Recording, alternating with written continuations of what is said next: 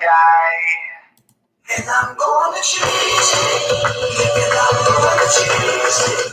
I know it can't be long. No matter how hard we try. What's going on, everybody? We are here. First live stream. Yep, that's right in your ear. If you guys can hear me okay, let's just show it to me in the chat. Love it. Thank you, Nathan. Crimson Knight 921.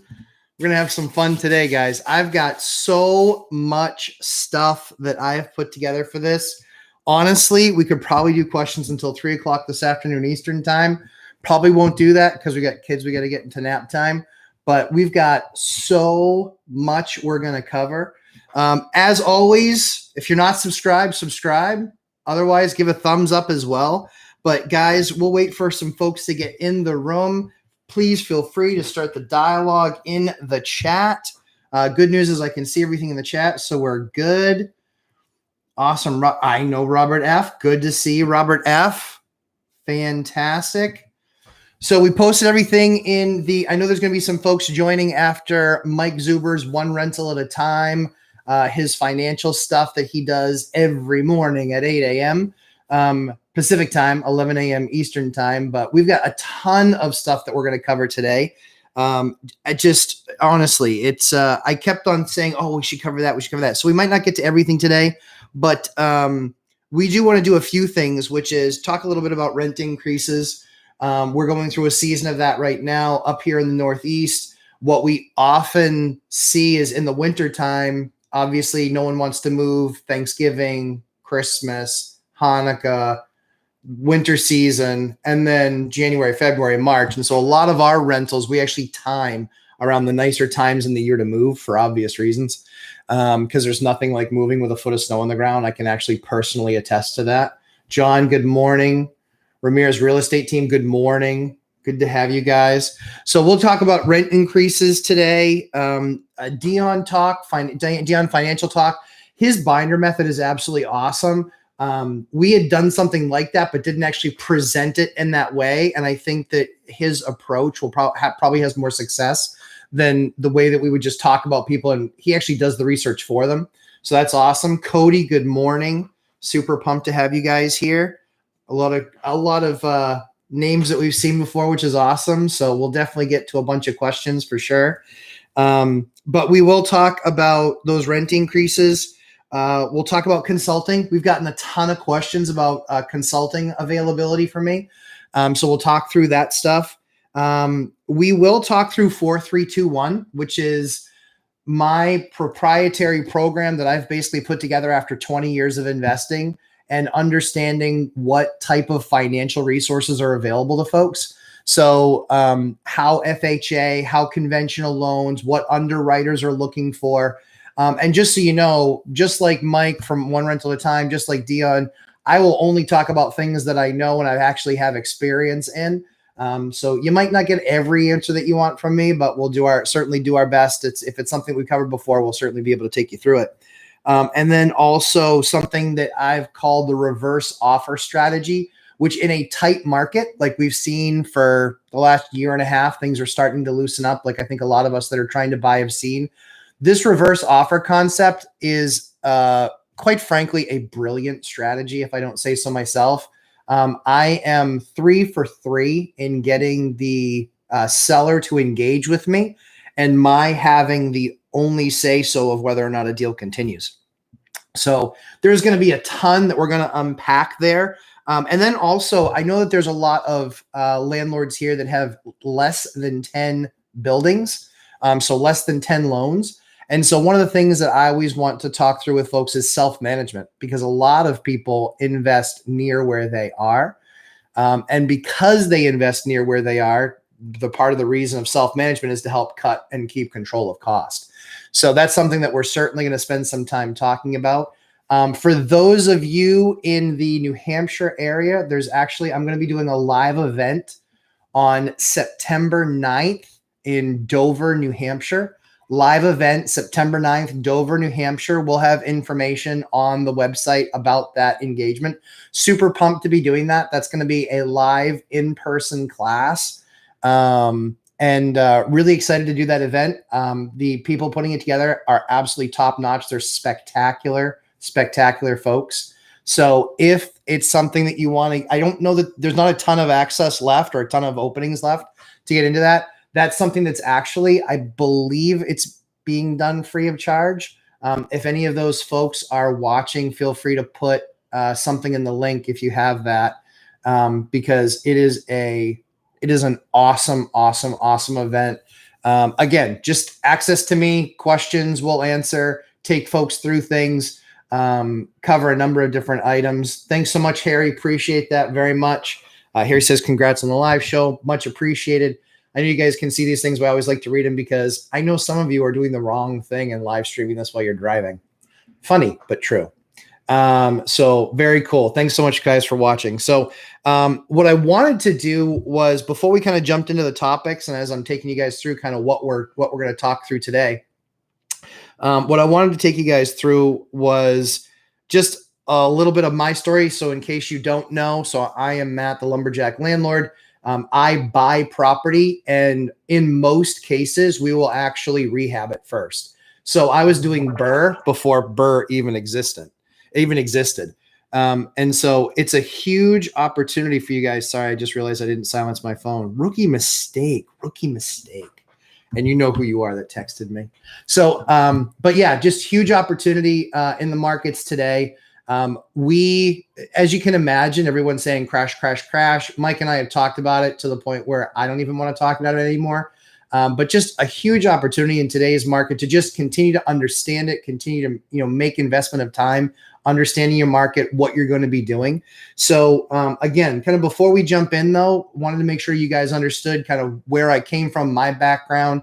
So I did almost all the work in my first 5 houses. Every single thing that I bought, I actually rehabbed. I am the dominator of duplexes. I love them. I love them. I love them. As much as Mike loves single family, I dream about duplexes. I'll share with you guys kind of why I dream about duplexes. Again, for me, we live in New Hampshire. Our market is New Hampshire. We only do things in New Hampshire. I had the choice about 20 years ago when I was getting into the business if I wanted to do Maine, New Hampshire, or Massachusetts, because I live within 10 minutes of Maine and I live within 15 minutes of Massachusetts. So we had the choice. We looked at it, and our decision criteria was actually getting with a state that was landlord friendly.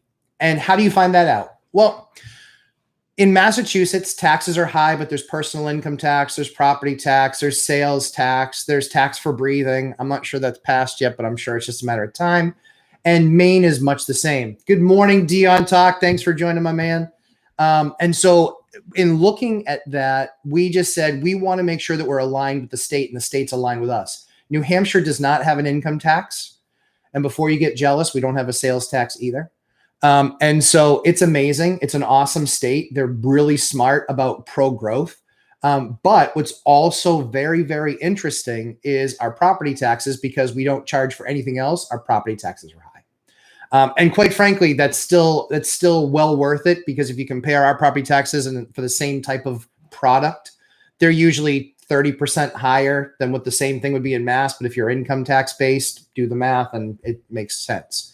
So we picked New Hampshire purposefully because if our rationale, if you will, was if the state or city isn't getting paid their property tax, then they don't have any income. Well, how do landlords pay their property taxes? They pay them through their tenants paying the rent. So they are aligned with landlords to say, pay your rent, or we're going to make it very easy to get rid of you with cause. So we have a 7-day eviction process where we can post, if we can prove it's a health issue, we can actually get a sheriff writ of possession from a judge. This was pre-COVID. It's not 7 days quite anymore, but it's still a lot less than Mass, where in most places you're looking at 60, 90, or 120 days to evict somebody. We're actually in the process right now, even though there's the eviction moratorium. We expect we're going to get possession of 2 units on the 24th. And we filed on the 3rd because we wanted to make sure that they were actually late in rent. And that they were still being what they are, which is bad tenants. So that's going to be 24 days out, actually. And so I would challenge you to find any other state that's that aggressive and that aligned with their landlords. But again, the key is we really wanted to pick the right place to do our investments. The other rule that we had was we wanted to always stay within a half an hour of where we lived. So when I say we, it was me and my wife. I started the business before I met my wife. So she knew exactly what she was getting into sort of before we got married. But I had 5 houses before we got married. And now we have 28. So we've continued to grow the business over the years. And yes, she's involved. So super, super fun. Good morning, Ariel. By the way, guys, if you aren't catching that stuff that we're doing on Wednesday nights with Analytics Ariel, she is awesome. She's like a real deal data scientist, a scientist of data. Awesome. It's a lot of fun doing that work with her. So anyway, I digress, but check that stuff out on Wednesdays. Check her channel out. It's really cool. She's doing some really fun, awesome stuff with analytics and things like that is actually really cool to watch and understand. So I kind of look at Mike as doing kind of the econ side of things and understanding, creating that buy box and creating yield and figuring out yield. And then, Dion's fantastic because he house hacks himself existing, but he also self-manages. I self-manage. I had to finally get out of hacking because we had kids and I didn't want our neighbors to hate us. And I made my wife a promise. I said, all right, when we start our family, we'll actually get a house. So we finally got into a single family house in the last couple of years. But I hacked all the way from my 23 to 40. So I hacked for 17 years. And as Dion can attest to, there's nothing better than having a tenant paying your mortgage. Sarn, good morning. Thanks so much for joining. All right. So we've got about 20 people here. We're going to jump into some of these things. And again, feel free to light up the comments because there's 5 things again that we're going to cover: self-management, rent increases, consulting, my 4-3-2-1 strategy, and also my reverse offer strategy. We're going to cover all those things today. I don't have a hard stop at noon, but I do have a hard stop at 1 to start helping getting the kids into bed. So we'll go as long as we possibly can or until I lose my voice because my kids decided to have a lot of fun with me last night and wake up at all hours of the night. So I have 3 kids, Sam 3, Bryn 2, and baby Anna is 4 months old. So we are a lively bunch. Sadly, it's usually lively late at night. Anyway, guys, thanks again so much. So as we jump in, want to first take the opportunity to thank Mike Zuber, One Rental at a Time. He actually was the very first thing I ever did on YouTube. He was like, well, why don't we just record it? And I was like, sounds like an awesome idea. Am I really doing this? And so really want to thank Mike. He's been an absolute blast to hang out with, dialogue with, talk strategy with, and quite frankly, research different items and then bring them to you guys on a bi-weekly basis, 2-3 times a week. I feel like we're always recording something, but just love doing that with him. So major props to Mike. He's a real guy. He's a smart guy. He's a caring guy. He's really been a lot of fun to work with. And so I just can't thank him enough. Also want to thank Dion from Dion Talks. Dion's been a blast to work with. We haven't worked as long together, but it's been a couple months and it's been so much fun hanging out with them on Thursdays and doing those sessions on Thursdays. So thanks to those guys. It's been a real blast and really appreciate all the support that they've given and quite frankly, all the fun that we get to continue to have. Even though for me and for Dion, every day isn't Saturday. And so, Mike, I know if you're going to watch this back after you record your financial news, I know that you'll have a good laugh about that because he constantly mocks me for still having a W-2 job. And that's okay. So, all right, let's jump into some fun stuff here. So what I wanted to talk about first was self-management. So we still to this day manage all of our properties with no property manager because I'm cheap as hell and I don't want to pay management fees. But the only reason that this is actually even possible is because A, they're all within a half an hour of where I live. And B, we have our own list of contractors that we utilize and we have a primary and a backup for everything. That way, if some guy's too busy or he's on vacation or Matt, I just took on a huge project, I'm a week and a half out, no problem. I'll call Bob. So no big deal. I can get Bob on the phone. We can text him. We do all of that stuff. For those of you guys who are looking at self-managing, make sure you're building a successful network. Mike talks about network too. But from our perspective of self-managing, we have to care that much more because we don't have a management company managing that. So one of the things that we've done to drastically reduce the drag in having tenants is we actually, upon people moving in, we set up a group text with them, each of the different parties, myself and my wife. So we are all on that group message every single time something gets asked. Do not have separate text messages with folks because they'll send in a separate text. Hey, what's the status update on this? Then you get them the update. Then they don't tell anybody else. Then 3 hours later, I'm getting another text and then another text and then another text. Guys, that is the worst. So one thing that you can do when setting up your brand new rental property is get all of the adults or all the people with cell phones. Sometimes if it's an 18 or 19-year-old, I don't love to involve them in the process, but sometimes if mom and dad aren't answering, I know the 18-year-old's going to be looking at their phone like 24/7. So sometimes we'll have them on there. But again, the key is setting up that group text in the very beginning. Everybody's on there. All of your points of contact are on there. If you have a kind of a fix-it guy, and then your tenants, making sure that they're on that group text message. And that way also every once in a while, just checking in. It stops you from having to do the drop by, but it makes it very easy. You don't want to have that time every single time they see a message coming from you, have it be something that you're going after them for. Your rent's late, clean up the garbage, do this, do that. So it's nice every 6-8 weeks just to drop them a text. Hey, hope all is well. Wanted to touch base. Let me know if you guys need anything. Makes life a whole lot easier. Make sure that delayed items or things that necessarily should be fixing that they just, I just never texted you. And then when they move out, you have 5 days worth of stuff that you have to do. This is something where, again, when it comes to self-management, this is one of those things that's been a huge, huge, huge success for us. Cody asks, how did you build your contractor base? That is a great question.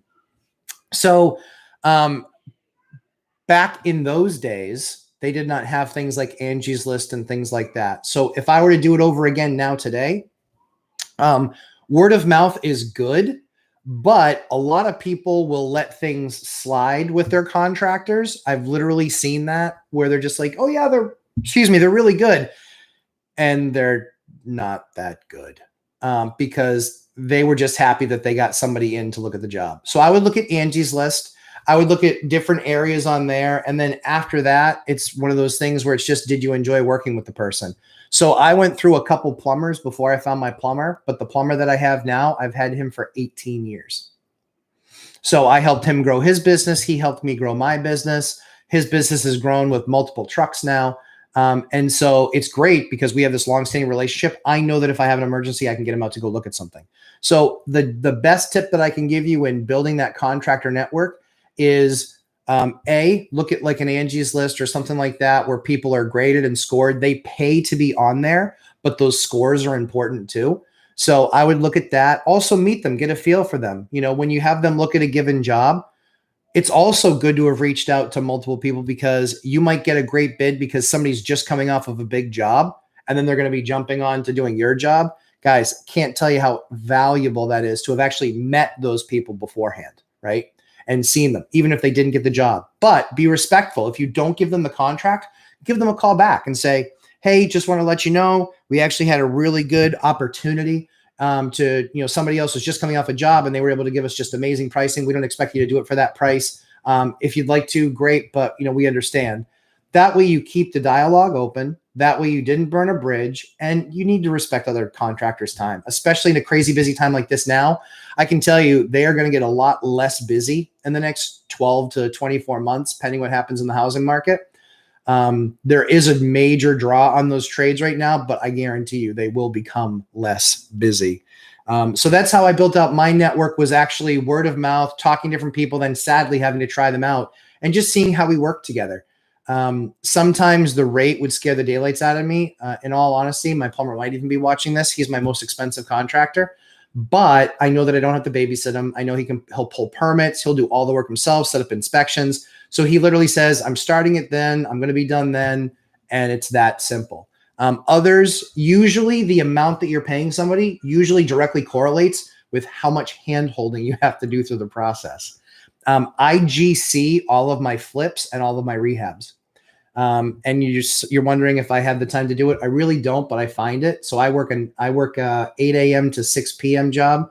I have food and dinner with my family. When we finish, I help put the kids to bed. And then a lot of times I'm going out to a job site to check and see what they got done that day and sending off messages of, where are we at or what's the next thing to get done. So it's a crazy busy schedule, but it's okay. I like it. And it saves us a ton on the finances side when it comes to actual management. So Cody, if you had any more questions about that, but yeah, that's how we built our network. It was basically trial and error, trying somebody out, seeing if we liked them, seeing if they showed up, seeing if they did quality work. The other thing to do too is a lot of inspectors for cities aren't allowed to make recommendations, as they like to say. However, if you twist their arm, they'll usually say, oh yeah, this guy's, I always ask them, who's the guy that when you show up, it's just going to be done right. And believe it or not, I've gotten a lot of city guys to answer that. And that's been a huge, huge help. We had struggled with electricians for a while. And we asked and they said, yeah, this guy's actually every single time we see one of his jobs, it's clean. They're like, he's not the fastest, but it's clean. It always works. We never have any issues. All of our tests come back fine. And we worked with them for a number of years until they actually moved their entire business about 2 hours away. So that was a really good time, fun hanging out with those guys. And it was great to have them as an electrician for a while. And what was interestingly enough is when they moved out, they said, yeah, we're not going to come down here do any more service, but we've got a couple guys that will. We tried out those couple guys and one of them ended up working fantastic. The other thing to look at too is we put something up there on Craigslist. I know it's Craigslist. Don't freak out. But there's a lot of times there's guys that don't know how to find secondary hours that are actually out there on Craigslist that will say, yeah, I do electrical work on the side. Here's the only two things you need to make sure. One, that they actually have a license. And two, that they actually have insurance. If you've confirmed those two items, they have insurance and they have a license, after that, it's just personality. Do you like working with them and can they get stuff done for you? So I see we got 27 people on. That's awesome, but I only have 14 thumbs up. So yeah, that I'm going to start cursing about that. If that doesn't, that's got to improve. Come on. This is fire right now, guys. So self-management, guys, feel free to continue. Oh, great question. So Jonathan asks, how do you collect rent for all your properties? That is an awesome question. Here's what's amazing to me. People don't make it easy to get them rent and they make it extra steps. Guys, are you nuts? Make it super, super, super easy. I take PayPal. I take Venmo. I take Zelle. I take ACH. I take checks. I take money orders. I take cash. You tell me you got rent, I got time for you.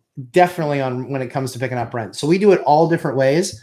I know that there's some people that don't like the PayPal route and some people don't like the Venmo route. For us, we rent predominantly to grad students, kids with first-time jobs, and they're just out of college or they're in their mid-20s, early mid-20s. We rent out to a lot of folks like that. Guys, be in the lane that they're in. So we do a ton in Venmo. The one thing you have to look at Venmo is they have a business account, which will take percentages. They also have something that you can pay to speed things up. As far as I think it's basically near instantaneous, but they take 1%. I don't need the money that badly, so I'm not going to pay to speed that process up. But we're in line with where they are. They do transactions in Venmo non-stop, right? Paying friends for drinks, going out for a group event. I want to be where those guys are. And so for us, we do a lot of Venmo, a lot of PayPal. Cash App we haven't done yet just because I don't need another app because quite frankly, almost everybody that has Cash App has Venmo. But the only downside to Venmo on top of them potentially taking any is you can do it friends and family or not deeming it a business transaction. Again, just be careful with that. I don't know what the rules are around that. I don't pretend to know what the rules are around that. It's not been an issue for us so far. But the last thing is $20,000 a week is the max that you guys can actually deposit into your bank. So we're well past that.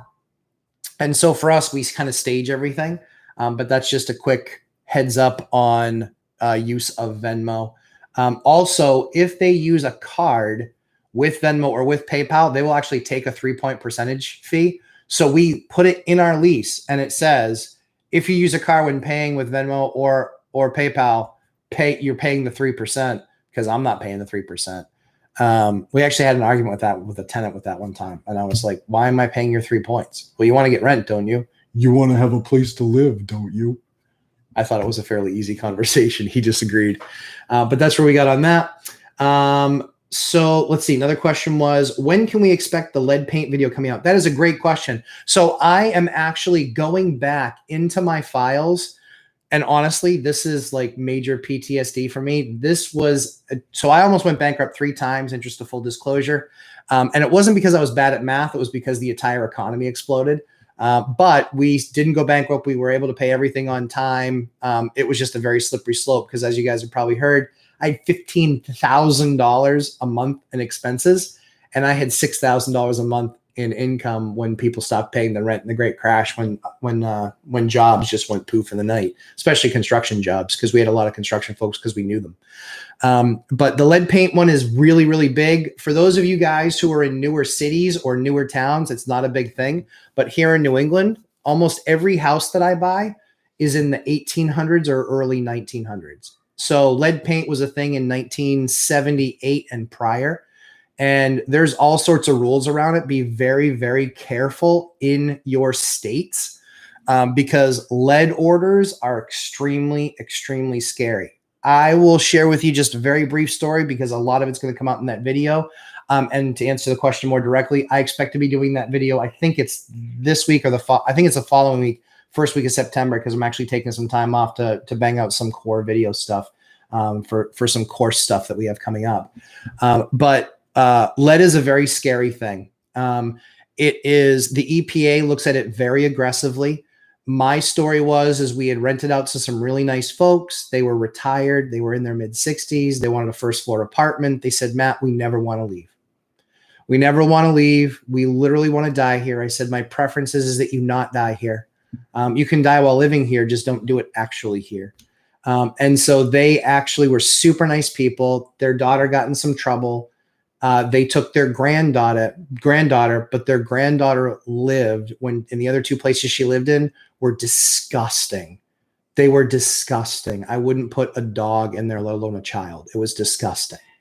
So she absolutely got lead poisoning from there. To give you an idea of how sensitive those tests are, it is now the standard in our state is 7 deciliters per 1,000, or per 7 deciliters per 1,000. Basically, what it equates to is 7 grains of sugar.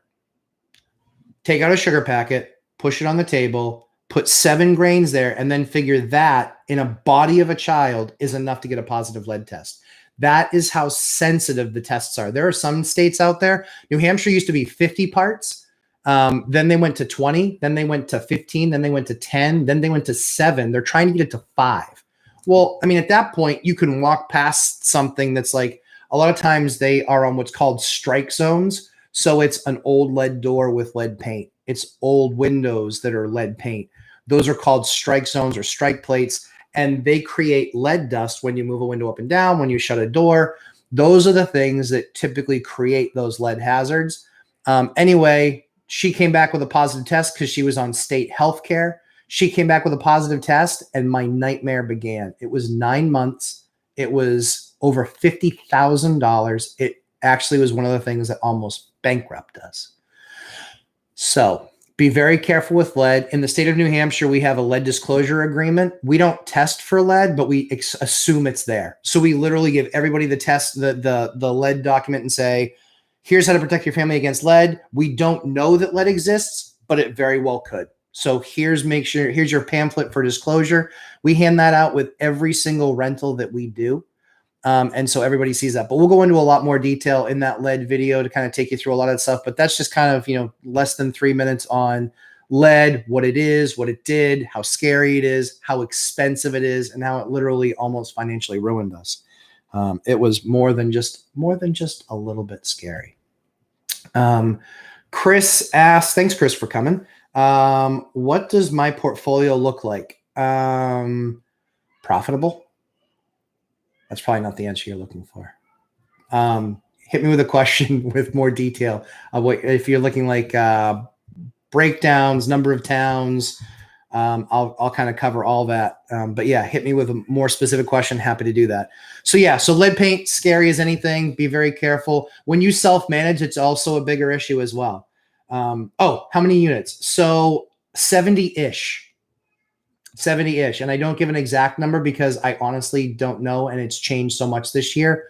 And I don't want to be wrong. So it's 70-ish units is what we own. And that 70-ish units is spread over right now 28 buildings. Is there insurance for lead cases? No. Nope. In fact, so I tried to go through my insurance and they were like, one finger salute. They're like, we don't cover that. I was like, your insurance, right? Yeah, they don't cover that. So I haven't seen anything that covers lead. And quite frankly, if it is, it's extremely expensive. So one of the things that we do really smartly, quite frankly, and why we rehab almost all of our stuff, we actually go in, we gut places. And then we put all brand new sheetrock, all brand new base. We put all brand new doors. That way we have peace of mind that we're not going to ever see that nasty lead test again. And we know that it doesn't mean a ton more money, but it means a little bit more money. But as you guys will know, as landlords, peace of mind also matters. Oh, and when I just put my hand to my chest real quickly, that's the logo. Sorry. This is some merch. We'll have some merch. So I'm kind of a control freak. If you guys, some stuff I don't care about, but other stuff I do, which is quality. So we actually ordered a bunch of shirts from a bunch of different places. Reason we did that was because we wanted to get a high quality shirt and one that actually the screen printing was good and all that good stuff. So we will have merch up soon enough, I promise, because we love merch. And quite frankly, for the last company I have, I still have like 20 of their shirts, and it's my summer wardrobe.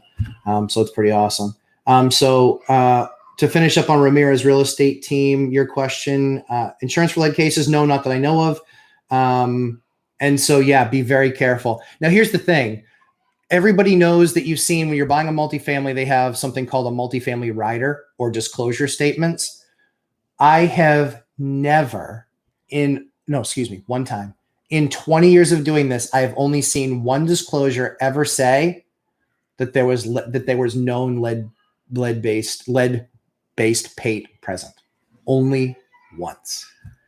They almost always will say unknown, because the burden of proof in New Hampshire anyway is, have you tested for it? And if you have, what were the results? So you know what people do? They don't test for it. But it's pretty much a given. If it was built before 1978 or 1979, which PS, by the way, is like 92% of the housing here. Like, we have a ton of housing because it was built for, 200 years. So all of our stuff is super old. There's almost always lead paint. One of the things, while I'm thinking about it, they have a special gun. You are not going to outsmart a lead paint order. You just aren't. Don't even bother trying. They have this gun where they can show up and they can shoot the trim, and it will go 30 mils, which is a layer of paint is 1 mil. It can go over 30 mils deep all the way to the wood, penetrating, and return back whether or not there's any lead present between the top layer and all the way down to the wood. How crazy is that? I was like, what's that gun? She's like, oh, it's to tell me whether or not there's lead paint. I thought she was just going to do like a scratch test. Oh, no. This gun's like $10,000 too. Yeah, it's 10 grand. So she literally walked right up to the sill, clicked it. She goes, yep, that's positive. And then just proceeded to hit every single thing in the entire apartment. So it was a lead order. I won't go into all the details, but that was one real quick thing. Don't think you're going to outsmart it. You will not.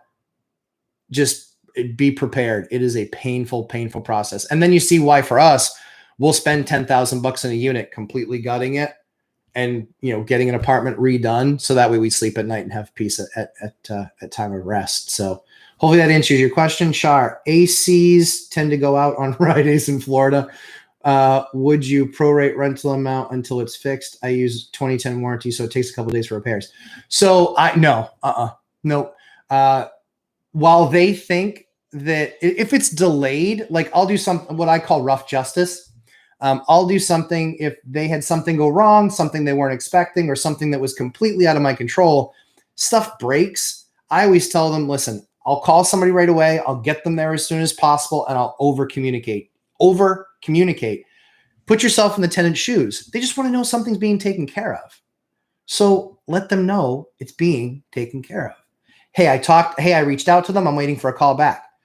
If they haven't called you back the next day, call them again. Hey, I reached out to them again. I'm still waiting on an answer. That's also why you have a primary and a secondary for all that stuff.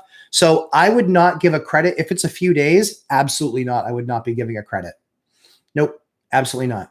If it's something that's like it's 3 weeks before I can get somebody out there, I would start thinking about not a daily credit, but I would think something about like, hey, I'll take, $100 off your rent or something like that. I don't do it that way just because that is a slippery slope. And quite frankly, you still have a house. They still have use to your house. And so long as you're being a good landlord and doing everything you can to get it fixed, most people, 95% of tenants will have grace for that because that's what makes the relationship work. Hey, I know it's broken. I know it wasn't your fault, but it wasn't my fault either. And that's why, because I take care of things and I've reached out and I've already got something going and somebody trying to show up. Dion talks Star Wars or Star Trek? Star Wars. Absolutely Star Wars. Yeah. But the originals. I'm OG. So A New Hope, The Empire Strikes Back, Return of the Jedi, OG. Yeah, definitely OG. Great question, Dion. Do you plan on buying more commercial? It's a secret. Yes. Mm-hmm. Yep. I plan on buying anything that's a kicker deal. Really. Yep. Anything that's a good deal. I'm evaluating one property right now that's 12 units. So that's commercial. And I've got another one under contract that I bought through a wholesaler that is a 9-unit deal. And it's actually mixed use. So it's 3 commercial units and 6 resi units. So obviously don't love the fact that that's adjustable. Those are adjustable numbers and those are adjustable rates. Don't love that, but hey, the money works. Even if rates pop to 5 or 5.5, whatever, all good. We'll figure it out. Let's see. Yes, Cody, Star Wars. That's right. Would you recommend splitting heat even if it costs a bit? My real estate agent had a tenant who kept windows open in the winter and cost them money. So you can't fix stupid. And obviously that would be something that would be a huge problem for me. So one of the things that I do in units is when I go in and I rehab them, I give them separate heating systems because I don't want to pay for heat. I have a couple units. So I had one of my horror stories actually was this year. They actually stopped filling their oil tank because I paid for electricity. They stopped paying their oil and filling their oil tank, and they heated their house. They heated the unit moving forward with space heaters. And so their electric bill went from $80 a month to $350 a month. And there's nothing I could do about it because of COVID. So yeah, that was not fun. So I like to separate the heating units and then make it their responsibility to pay for heat, gas, for oil. Usually for us, we actually like to have it. We actually convert most of our buildings from oil to gas. The reason that we do from oil to gas is one reason and one reason only. They get the gas put in their name, and oil they will always forget. That is one thing that my wife and I got very good at doing, was restarting heating systems. And that happens because people are like, oh, I had no idea, or oh, I forgot, or oh, I couldn't put oil in the tank. So I got to come over there. I got to get them going again after I pay to have something delivered, and then I have to add it onto their rent. That stinks. That's a horrible thing. So I don't try and split any of those type of utilities. I set everything up in my buildings. I literally bought a building. I spent $70,000 putting in 9 new on-demand hot water heat systems. And it was the best thing ever because then it made it all their responsibility. I had to get their own gas bill. Like that alone saved me like $8,000, $9,000 a year in expenses. So it was well worth it. And I even got the bank to finance it as part of a construction loan. So it actually is a really good deal because it's part of the mortgage, but I don't care because it's $9,000 a year I'm saving out of pocket. Henry, thanks so much for joining. Will the CDC eviction moratorium will be struck down by SCOTUS? If so, realistically, when would they rule? So I have feelings and thoughts on this, but no facts. So here's my feeling. My feeling is, and if you're watching One Rental at a Time, Mike and I talked about this. He got really depressed after we had that conversation because I don't think he was expecting my response. I think that the Supreme Court in the next 2 weeks, I think it will be in the next 2 weeks. So I think it will be this coming week or the following. I think that they will strike it down. And I think that they will use some very nasty language scolding these idiots who have actually allowed this travesty to continue. That's the first thing I think will happen. I think that Congress is already working on something now, how to structure something where they can continue it, because I think that they want to continue it. That's what I think. So if you voted for this administration or for somebody that would vote for something like that, just please keep a close eye on that, because a lot of people didn't get what they voted for in this last election or what they thought they were getting. And so it's just important. You got to vote. I don't care which way you vote, but be active in the process. But most importantly, be an informed voter. Understand exactly what you're voting for, because I look based on my business and based on being able to take care of tenants. I know rent control is bad, not for me, but for tenants. It shrinks the amount of tenant units available. And it also gets landlords that buy in, then they revamp because they want to get $1,600 a month and buy affordable housing. There goes that $1,300 unit that person was very happy with. So yeah, just something to keep an eye on. I think it personally will get struck down in the next 2 weeks. I think the Supreme Court is going to kick them in the teeth and a couple of other areas. And then I think Congress and the Senate. I think they're going to be looking for a way to, the House and the Senate, I think they're going to be looking for a way to get around it and create an order. Sadly, that will be difficult. But yeah, Henry, thanks for the question. Can the gun go through the wood paneling? The horsehair plaster behind it might even have lead paint. That's a really good question. I don't know. I know that it can go 30 mils deep, but I don't know if it can only go that deep. I don't think so, but I would double check on that. Because the other thing to know too is even on that paneling, sometimes the paneling is painted. But usually the paneling was big in the late 70s, early 80s. So it was usually just to cover stuff up, which is smart. But yeah, horsehair plaster. For those of you guys who are West Coast, you don't really see a whole lot of stuff when it comes to horsehair plaster, but holy cow, here they would actually home make plaster. And the thing that would keep it together would be horsehair. So they would cut horsehair and mix it into plaster and then slather it on the walls. That's how almost everything was built late 1800s, early 1900s. Even into probably right around the 40s or the 50s, I think, when sheetrock started to become a thing. So that's my opinion on that. I'm not really sure about the gun and how deep that can go, because I think a wood panel, I would look up and see how thick a wood panel is. I think a wood panel might only be like 20 millimeter. And I know that the gun can go 30 millimeter, but I don't know if it's the viscosity of or the thickness. I don't know if it's thickness based. I don't know if it's material based. So I would definitely research that. And I'd love to know the answer when you find it. I've seen Dion's video about setting rents in today's market. What's your process for setting rents today? So I did exactly what Dion did. I just didn't give him a binder.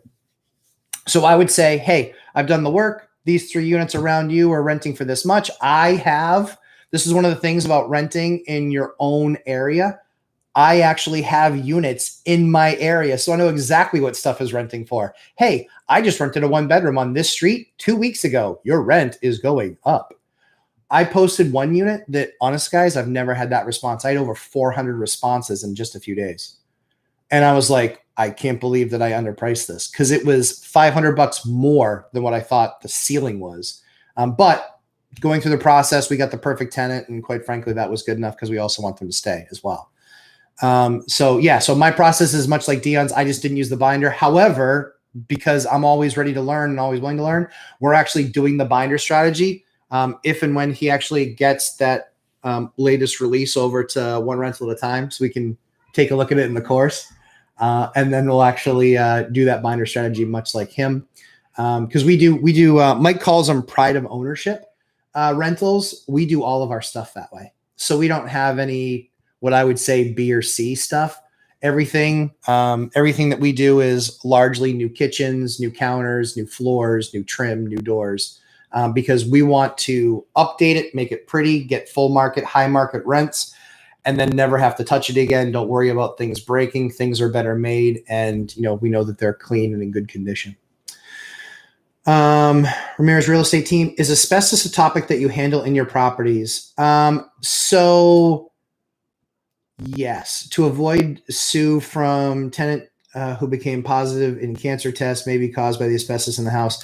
Yeah, that's a crazy slippery slope. That's a lot of causation because then they have to prove that it was there all the time. Asbestos, and again, guys, I'm not a scientist. This is just what I know about it. Usually when we see asbestos, we actually hire a crew to come in because here in New England, a lot of the old one pipe steam systems, they're covered in asbestos insulation. So we'll actually hire a company, have them come in, remove it all, and then replace it with new insulation that is actually a fiberglass. So it keeps the heat in those pipes, and so there's much less heat loss. So yeah, so we do that, but we don't do any of that semi-professionally. That is all. We call a crew, we have them do it. We don't do it in every single property because a lot of times tenants don't have access to that basement where that asbestos might live. And my understanding of asbestos, again, I'm not a scientist, so there's your disclaimer. Asbestos is dangerous when it's airborne. It just sitting there isn't a thing. Like I've actually watched them do asbestos removal. Basically what they do is they basically plastic everything off and then they soak the daylights out of it. And then they pull it off and put it into a bag, and then they scrape the rest after it's soaked as well. And then they get the pipe completely clean, and then boom, it's in the plastic, and then they push it to the side. So, and then it has to go to a special dump and all this other stuff. And I'm not a conspiracy theorist guy, but all right, I'll say it. On the lead side, this is what's kind of a little bit of bullshit, is that when you see lead stuff, what they do is when they rip it all off and they bag it, guess where it goes? A regular dumpster. Guess where it goes? A regular landfill. So I don't want to hear it, largely speaking. But anyway, that's just me being a jerk. So we don't always remove asbestos. We don't always know it. Where did the Lumberjack name come? Great question.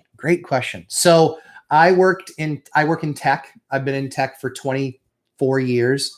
The Lumberjack name I came from New Hampshire. I drove 88 miles each way to work. So there and back every single day. I've had a cell phone since 1997 and worked that thing like a 9 to 5, flip phones, the whole 9 yards. I worked in my car there and back all the time.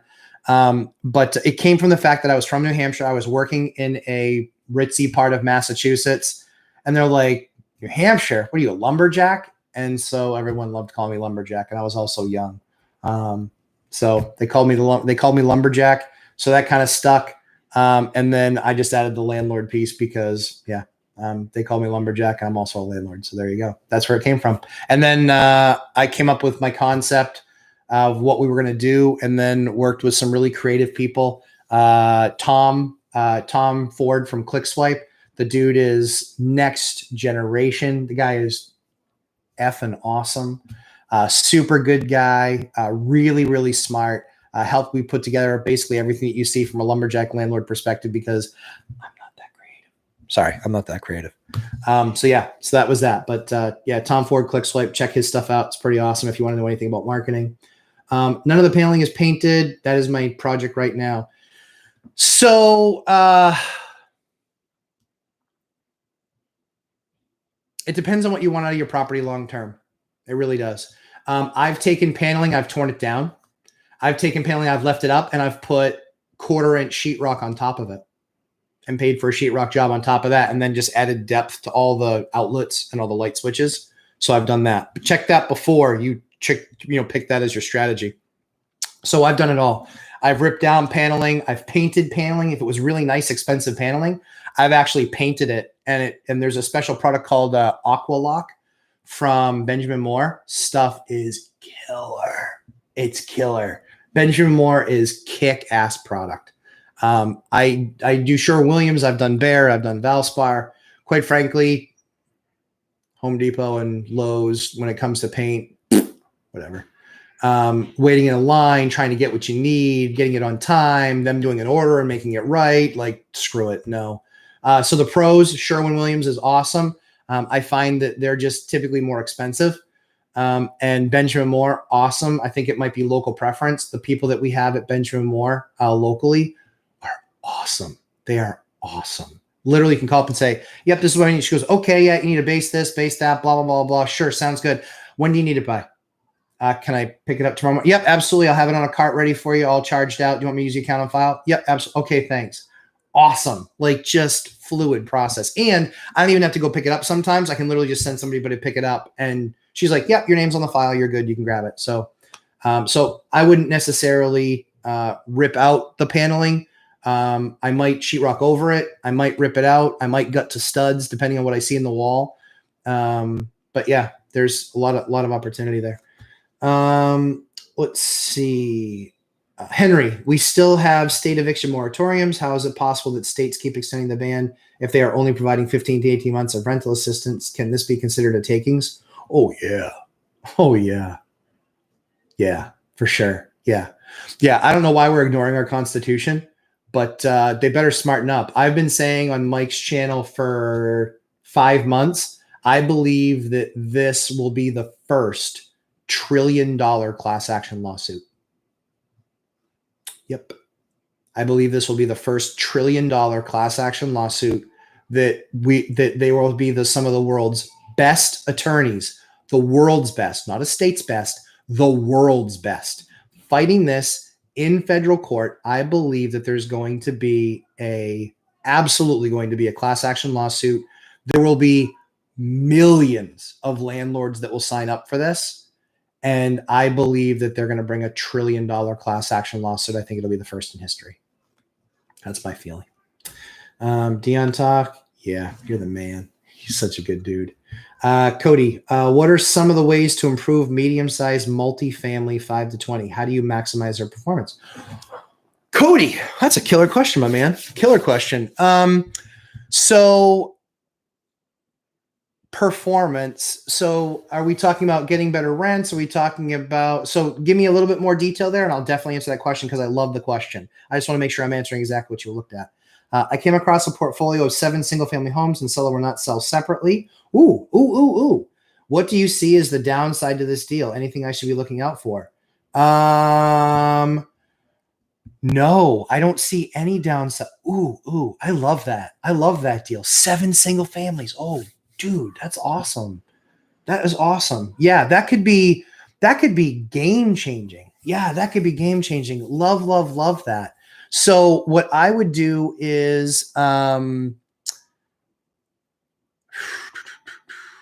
probably do some, if I were in your shoes, I would do some deed research, understand how long they've owned them, when they bought them, how much they bought them for. I would try to understand if they're I would do some of that work on myself so I'm at least a little bit informed and then ask them some of the questions. But yeah, looking to buy 7 of those all in one lump sum. Oh, giggity. That is just killer. Yeah. I mean, I think that the challenge, so you might have a couple challenges. You're not going FHA. You would think you're going conventional. So I would be looking at local banks. If they still own them and have mortgages on them, I would be finding out maybe they want to do something that's, man, there's just 1,000 things to unpack here. So sorry. Because my brain's just completely all over this. Because, oh man, I wish if any of my agents are watching, why the hell don't you bring me 7 single families at once? Emma. So yeah, just awesome. Yeah. So man, I would be talking to a local bank, talking to them about a portfolio loan, either portfolio on the residential side or even talking to somebody on the commercial side, saying, hey, there's this opportunity to buy this. Usually on the commercial side, you're going to have that variable rate of 5 years or 7 or 10, but you pay percentage points higher to get access to that term. I would try residential first. They might say, yeah, you need to do 7 units, but they're all at the same time, but they all have to be done separately. Even though you're buying them all from one person, they can be closed all at the same time, but it's 7 different appraisals. I just went through this process, by the way. 7 different appraisals. It's 7 different underwritings. They only have to pull your credit. In my case, they had to pull it literally twice because they only are allowed to share that credit report with up to 4 up to 4 properties. But yeah, first thing I would do is I would probably talk to a local bank, small bank, one that you already have a relationship with, or the one that already owns them outright anyway, especially if you're a qualified buyer. Hey, would you guys finance me on these deals? You already own the asset. I'd like to, buy them from him, and this is what that would look like. So I would be talking to local, I would be talking to local banks, portfolio loan on the residential side, commercial side. You could probably go non-QM. Non-QM is going to be much more expensive. So you can get 30-year fixed debt, but your rates are probably going to be 5.5 or 6, as opposed to, if you don't have 10 mortgages yet, 2.5, 2.75, 3 maybe. Depends on what state you're into. But yeah, I would do local bank, residential, portfolio, and then commercial also with a local bank. And then understanding, who their bank was that actually still owns those products currently. Anything you should be looking out for. So this was something I like to say. So the size of the deal does not matter. Still the same level of due diligence. Inspections on every single house, unless you feel really comfortable with understanding that, if you have 7 homes, there's likely a $10,000 problem somewhere. Probably is. So that's something I would watch out for. So yeah, man, keep me posted on that deal. I would love to hear, because there's just so many different ways you can take that. I mean, you can go syndication, but that's a lot to set up to do something like this. I'm not a big fan of syndications. But yeah, I would try and own it. I would try and own it through either their bank or your own local bank, and then just with one of those different lending products. Man, that's just that. I absolutely love that. Absolutely love that. Love that there's an opportunity like that out there for you. Henry, you mentioned that Congress may pass another eviction moratorium. Will Congress get enough votes to pass something new? I believe moderate Democrats and Republicans are against this. Yeah. I mean, I hope so. That's a hope. Hope is not my strategy. So that's a hope. I hope that they're against it. I hope that push doesn't come to shove. I have friends in Washington. One of the things that I hate is when they bundle bills together, because I don't want this thing over here, but we have to have this thing.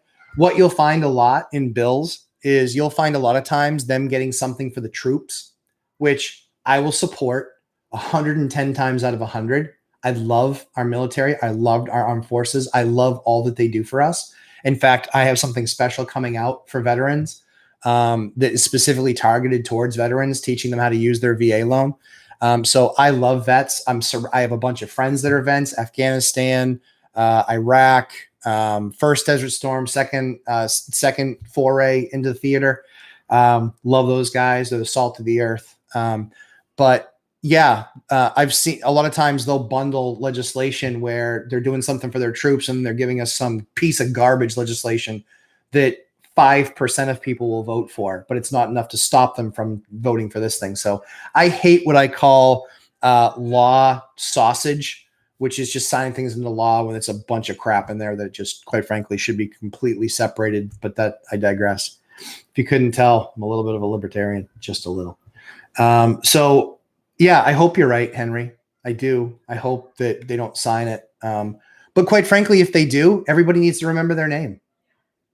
You got to remember their name. You got to remember and make sure that they don't get back in again, because they're clearly, I appreciate understanding and having tenants' interests at heart, but I think a lot of landlords have done a lot of suffering, and because of Washington's ineptitude.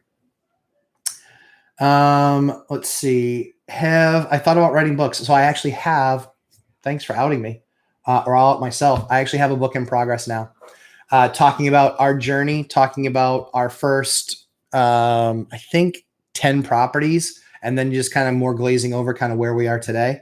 But yeah, I have a very specific process. So I can flip a house in as little as 30 days, but I usually like to do it in 60. So I can flip a house in 60. I've done a ton of flips. A lot of times, just so you guys know, the methodology for me is I don't like doing flips because what do you make? 20 grand, 25 grand. I've even done one. You guys, the $1 Million Challenge is going to be updated this week. I have some ridiculous news. Like, it is $1 million challenge was freaking killer. So I can't wait to update you guys with that. But yeah, flips to me, I don't love them because I like doing things, pretty high quality, not on a budget. So when we see something's wrong, we make the fix, we make the change, we do the work, we make it a great place to live, we make it a great place that people want to stay. So after I've done all that time, effort, energy, work, product, money, after I've done all that stuff, I don't want to get rid of it. So we do flips every once in a while if it's the right thing to flip. But for the most part, we hold. So yeah, we'll cover all that stuff in the book. But yeah, very often for us, we're buy, rehab, hold. So what would you call that? A burr, I guess. They call it burr now. Like I was doing burrs before burr existed. And that's actually how I built my company as fast as I did. But we'll cover that a lot we cover that a lot in the book. So yeah, so great question, Simon. Appreciate that. 16th in the thickness, the paneling. Yep. So it's 60. Yeah. So the gun number when I went through the tests was 37 mil. So it won't get through that if it's still the same gun. But again, my lead order was over a decade ago. Oh, it still feels like yesterday sometimes. Yeah. But that was over a decade ago. So I would check on it. Definitely. I would check on it. But yeah, so choice is yours on that. Andrew, yeah, good morning, my man. Good to see you. Good to see you. Cody, what are some good ways to lower the expense? Okay. What level of rehab is necessary for them? What are definite spots to put money into? Okay. So guys, your network is your net worth. Super, super, super important. Network is your net worth. This is something I have lived for 20 years. In the very beginning, I used to be, it's all competitive. Now it's not competitive at all. I have agents, for those of you who are watching, I know I have some agents that are probably watching. I dance with the one who brung me. You bring me a deal, I close it with you. And if I ever go to sell it, I list it with you. I think that's the right thing to do. I wouldn't have had the deal. You wouldn't have gotten the deal without me getting it done for you, which is why you want to bring deals to me. But I want you to bring deals to me because I'm also going to reward you with A, I'm going to close the deal likely. And B, if I ever go to sell it, I give it to you to sell. So yeah, so I think that piece of it is huge. Let's see. So putting money into, so network being the net worth. The reason I mentioned that is because we got a relationship early on with a cabinet company that reps 4 different kinds of cabinets. The bottom one is junk. We won't put that in any of our products or any of our properties. The top one is extremely overpriced, and if you buy that, you're an idiot. And the other 2 are good. The other 2 are really good. Usually what we'll do is we'll just look for availability. They're close within 10% of pricing. And so we'll just look for availability. The one that's 10% more expensive is a little bit more than 10% better.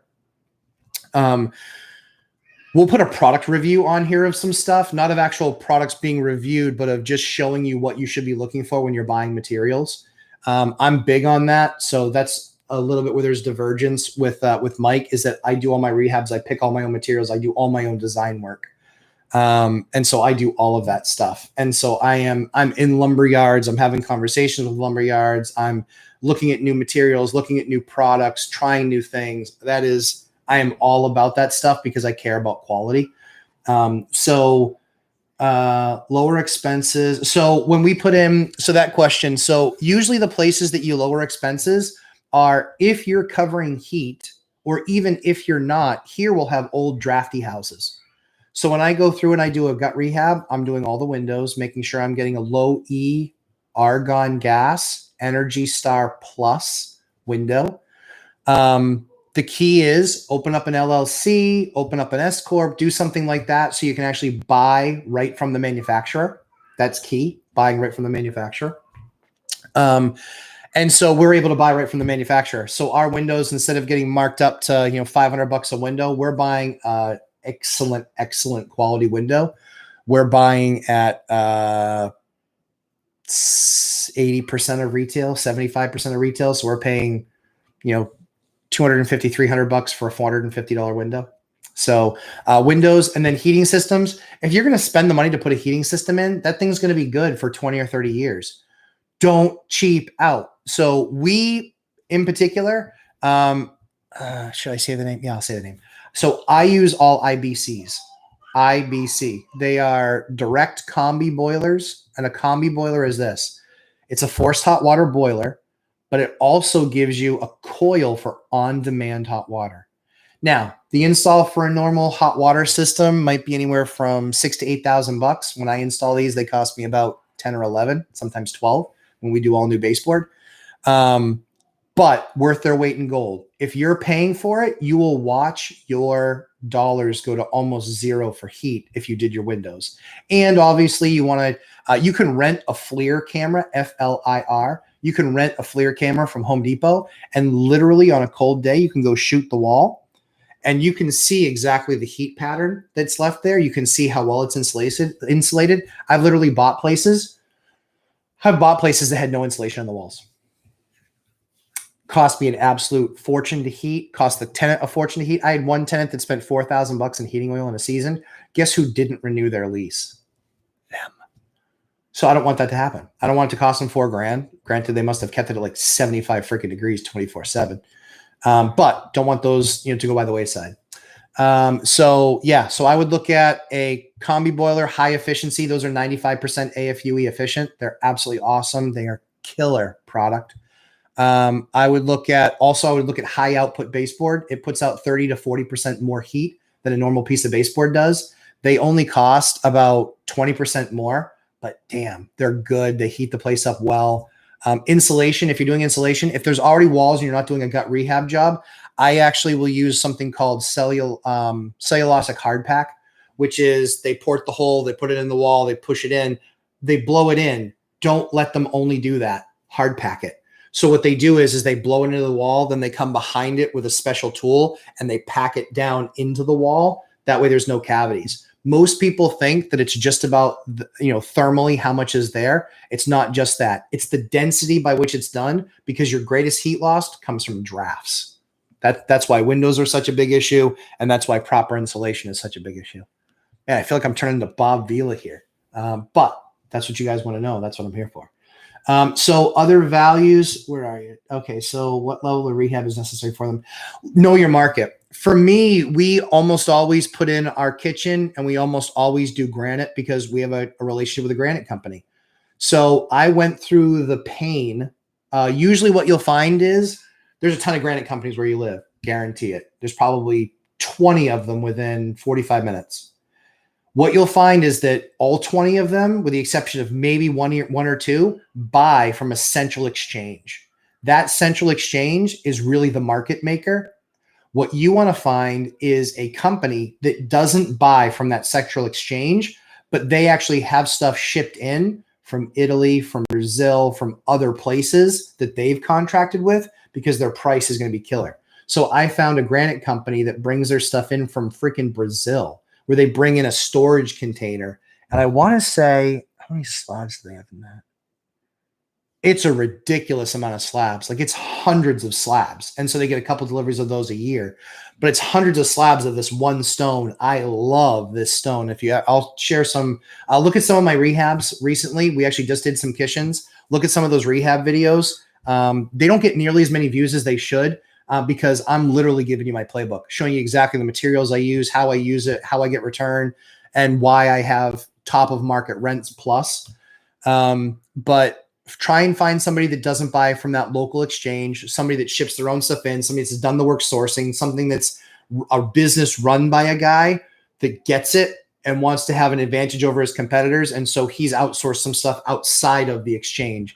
Because that stuff I only pay $40 a foot for.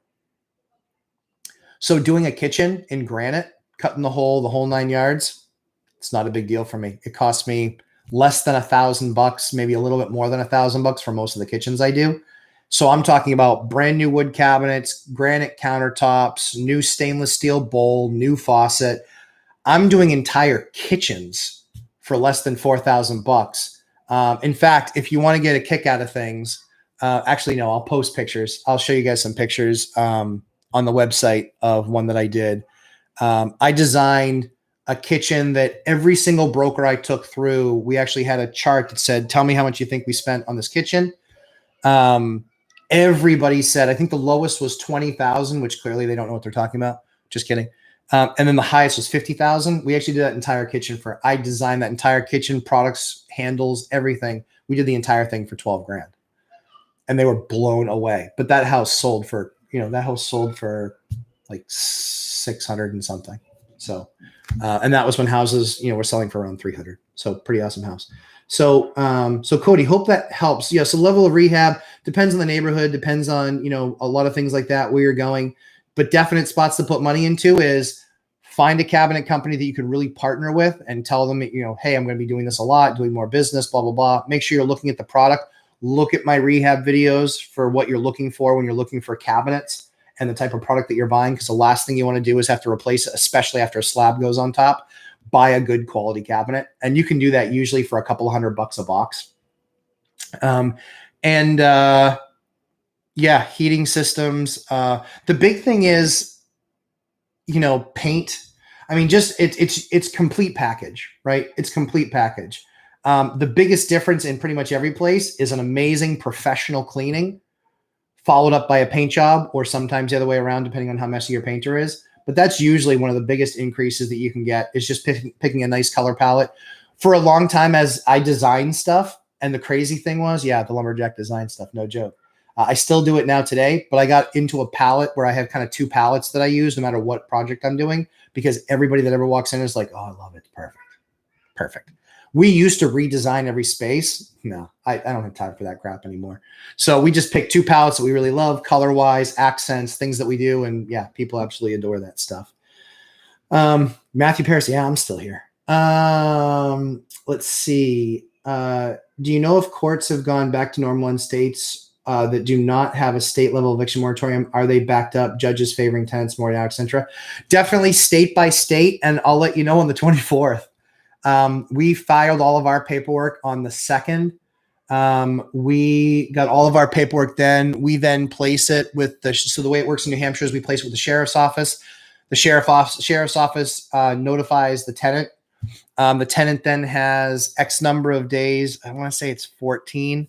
10 or 14 days to notify that they want a hearing, because they want to challenge our assertion or what we're saying in the claim. And then they're either awarded a date or they aren't awarded a date because they didn't file. So they're always awarded one if they ask, but not always awarded one because a lot of times they don't ask. So I will let you know in the next 10 days. Kind of what that looks like. Wait, the 24th is Tuesday. So I'll know more on Tuesday. And then I don't know how backed up the judges are, just because we're not at the judge point yet. If they don't file, then I automatically get a judgment, and that judge then stamps it for what's called a writ of possession. I bring that to the sheriff's office. Within 48 hours, the sheriffs go and knock on the door, find the tenant, and basically say, 10 minutes, get your stuff, get out, and we change the locks. And then they have 7 days to come back and get their stuff. And if they don't, it's considered abandoned. So Henry, not sure. And I don't have any numbers yet on what this looks like. Live stream is great. Thank you, Casey. Seems like a very good, solid advice. I would hope so. It's made me a multimillionaire. And you don't talk about something you don't know for sure. Keep up the great work. Hey, thanks, Casey, so much. I appreciate that. Yeah, I mean, there's a lot that we know, but there's plenty that we don't know too. So yeah, I won't waste your guys' time with stuff that I don't know. What are your screening process for prospective tenants currently, given all the issues landlords have faced in the past year? That is an awesome question. I believe it's Wei, maybe. I hope I'm saying that right. I'm horrible with names. My apologies. There's a video on an amazing channel that you can watch about that. It's called My Landlord Survival Guide. There's also one for tenants too. Watch them both. Watch both of those videos. Feel free to comment on them. I'll certainly answer a question if I see something in the comments. Landlord Survival Guide, Tenant Survival Guide, and the Eviction Moratorium. Watch both of those videos. There's a ton of detail in there, so I'm not going to go over that 30 minutes worth of detail in this. But yeah, there's a ton of stuff to watch out for. People are making mistakes. They're renting to people they shouldn't be renting to right now because people are getting while the getting's good and ghosting existing landlords. I put all of that information in there. That is your blueprint. That has saved me from getting any garbage tenants in this latest round. all the tenants that we have that we put in July, which is about 80, or excuse me, June, which is 80% of our tenant base, 80% of 130, 80% of 130 are June 1st renewal. So we, with all of the new tenants that we had this year, we have had zero issues. Everyone's paid on time, paid up, and no late fees, no nothing. They completely understand how this works. So we've loved that process. Is it still a good idea to continue buying properties in a state, city, which with never any moratorium, good cause eviction laws, rent stabilized laws, or judges who favor tenants? Is it still a good idea? I think it just depends on what your risk tolerance is. For me, I made the decision 20 years ago that New Hampshire was going to be my place. I've purposely not gone into Maine, and I've purposely not gone into Mass. I love my state. I love New Hampshire. I love their common sense, logical approach to things. I don't love everything they do. They've made a couple of mistakes. But generally speaking, they've worked with us. I know our state did a much better job than most states in getting assistance out there. I still waited 60 and 90 days. But I know that there's like California, they've paid out 10%, and it's now been almost 6 months. So yeah, I'll take New Hampshire. And if you say, well, it's because California's so big and New Hampshire's so small, you really think they have as many people working in California as they do in New Hampshire on the same problem? No, of course not. So it's just ineffective government. By the way, I don't live in California, obviously, but that Meet Kevin guy, God bless that dude. He is rock on. Like, I would not want to debate with him. Like, just so awesome. And if you heard that big loud bang, I'm sure it's my kids jumping upstairs. Let's see. Wish I had my YouTube channel in 2019. Yeah. I wish I had YouTube, period, when I started getting into investing. The first few years sucked. They were horrible, really, really difficult. So yeah, hold on one second. But yeah, absolutely awesome. Give me just 1 second here. Sorry.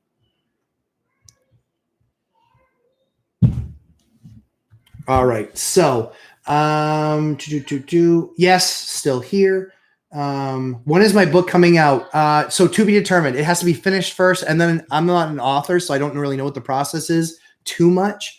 I would say, let's see. So it's going to be, I'm thinking by end of year. We'll actually have that out. It's a lot of story stuff. It's just what our experiences were, what we went through, tenant stories, what we went through with them. It was really hard during the Great Recession. It was really hard. And I'd only been a landlord at that point for just a few years. But I bought through the dot-com burst. I bought through the Great Recession. I bought through, this big last run. I'm still buying properties now. Just because a market is not good for single families doesn't mean it's not good for everything else. So one of the big things that I always like to talk with folks about is maybe just look at a different asset class. Single families, largely speaking, in this market suck. They don't work. They're garbage. You make so little on them. It's scary. In fact, many of them can quickly turn into alligators based on time of sale and then what the rent, what the tax increase is. So that's why for me, I actually sold all my single families because I watched the affordability index, much like Mike. If you're in New Hampshire NHAR has their listing. We last month for an affordability index were a 1 or a 101. That's on a scale of 1 to 300. If you go below 100, it means there's no one that can actually afford to buy a median house on a median income family of 4. So that's how tight it is here on singles. So I look all at duplexes, tris, and quads. You can still get residential loans on those. If you're not part of Mike's course, one rental at a time, buy the course. All of my house hacking stuff is in there. We're going to do some separate stuff probably in the next, I think we're building that in September. I expect it to be live in Q4 sometime, October, November. It'd be a perfect Christmas present for folks. So that's when we expect the book out. Have you ever done an owner-occupied eviction? If so, how is your experience? Ooh, Henry, re-ask that question because I'm not sure what you mean. An owner-occupied eviction. Sometimes I hate myself so much that I want to evict myself. Yes. What are your thoughts on your nemesis rebuttal to Mike's 50 years of housing data? Which nemesis? He released a video discussing inflation adjusted home prices over the past 60 years. Oh, I haven't seen it yet. I don't know which one that is. It's not Mike's channel, so I'll say it. So Reventure Consulting, guy doesn't own any housing. I bet he doesn't even own his own house. I bet he's renting his own house. Ugh, that guy.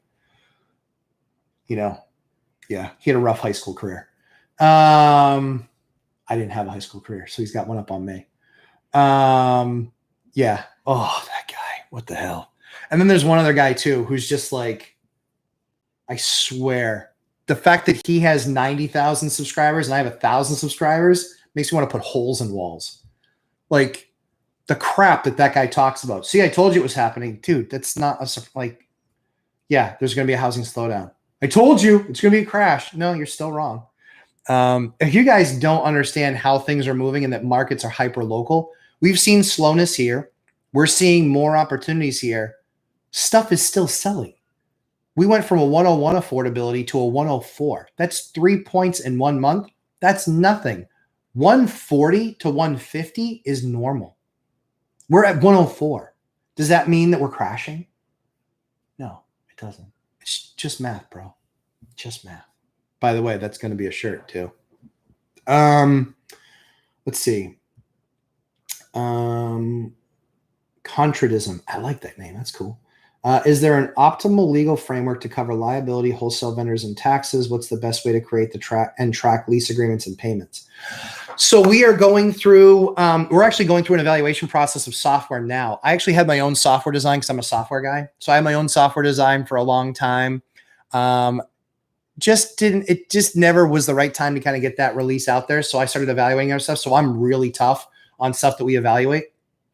But we're evaluating 4 right now. What we did was full disclosure. We bought the program. We're using it for 4 different properties and 4 different products.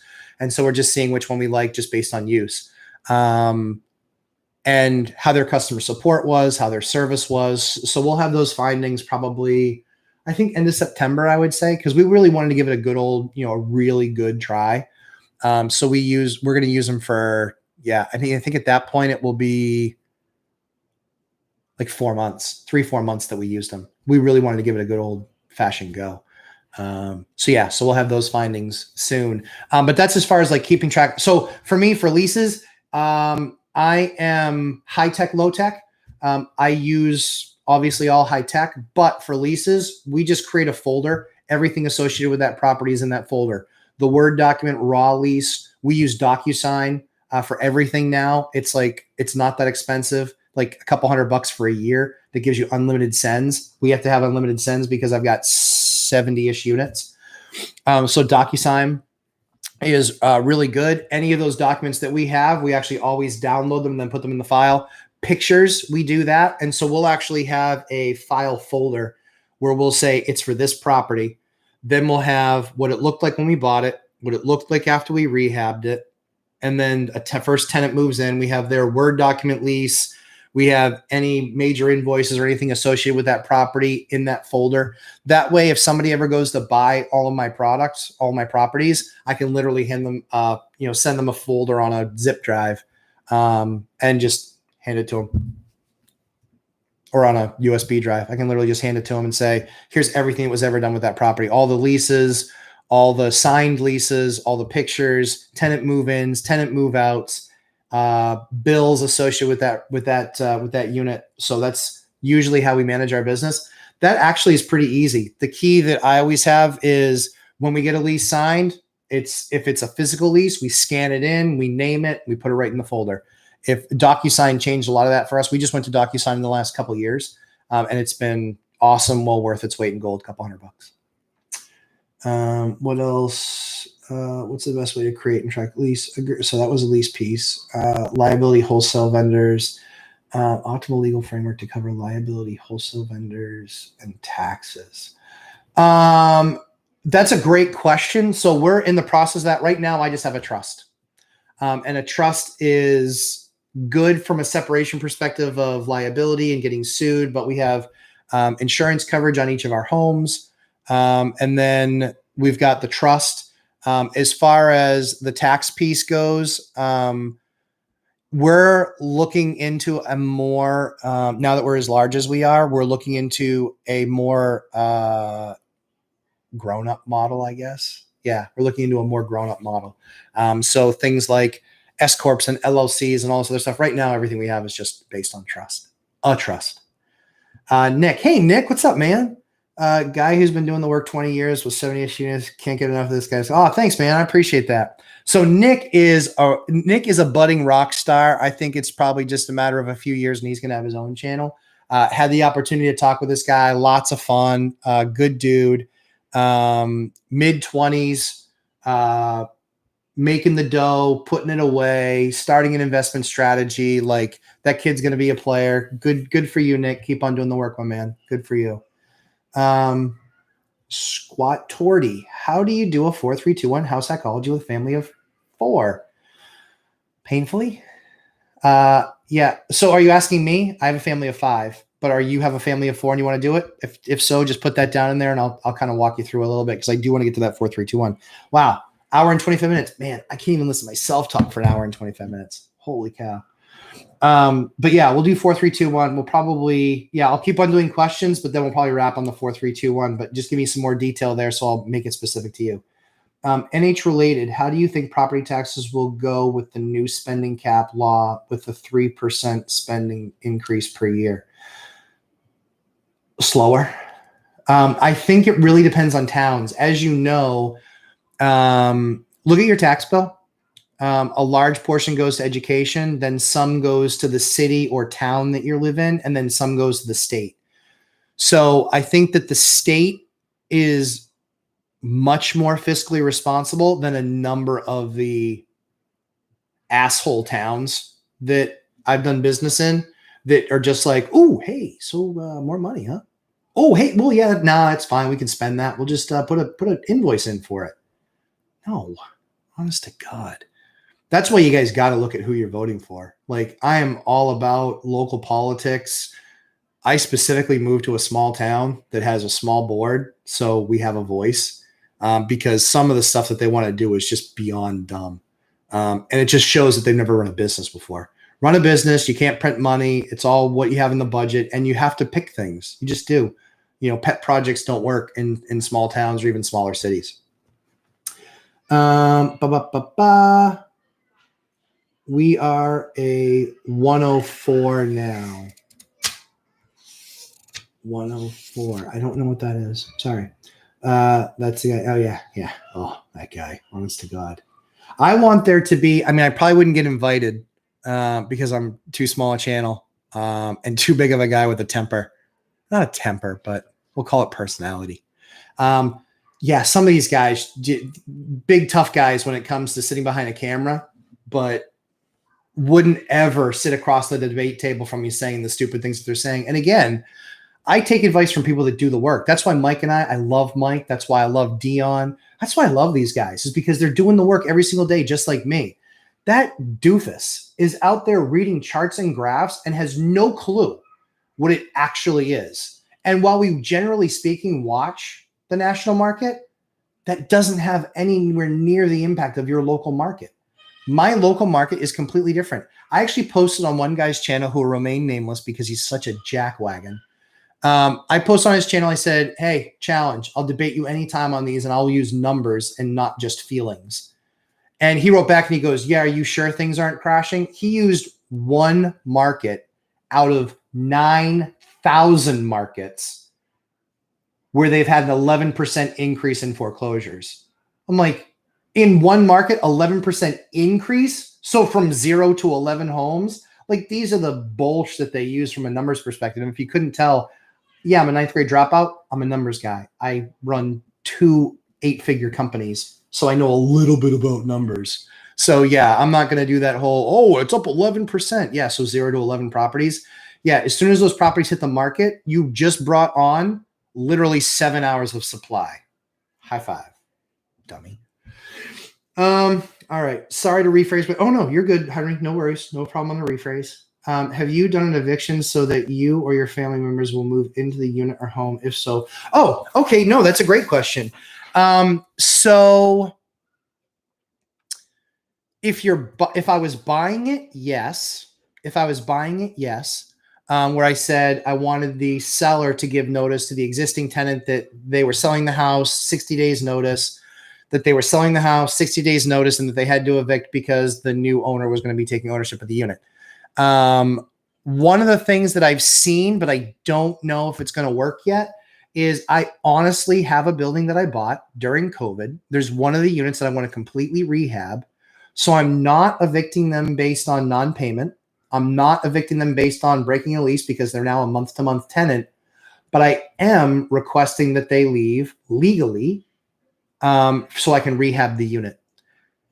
There's no provision saying that I can't evict somebody based on a rehab, so I'll let you know how that goes. My attorney's working on that with the court, and so we're just waiting for our day in court, and then we'll wait and see and find out if the judge is going to say, nope, you can't do that because there's no law saying that I can't, or yes, you can because there's no law saying that I can't. So we'll see. But no, it's a great question, Henry. So yes on when people are moving, or yes on when people are selling. I don't know if it's just like generally through the process. Theta Hedge Capital. What portion of your current rentals are Section 8, and what challenges do you face when dealing with the program? Thanks for all you do. You are very welcome.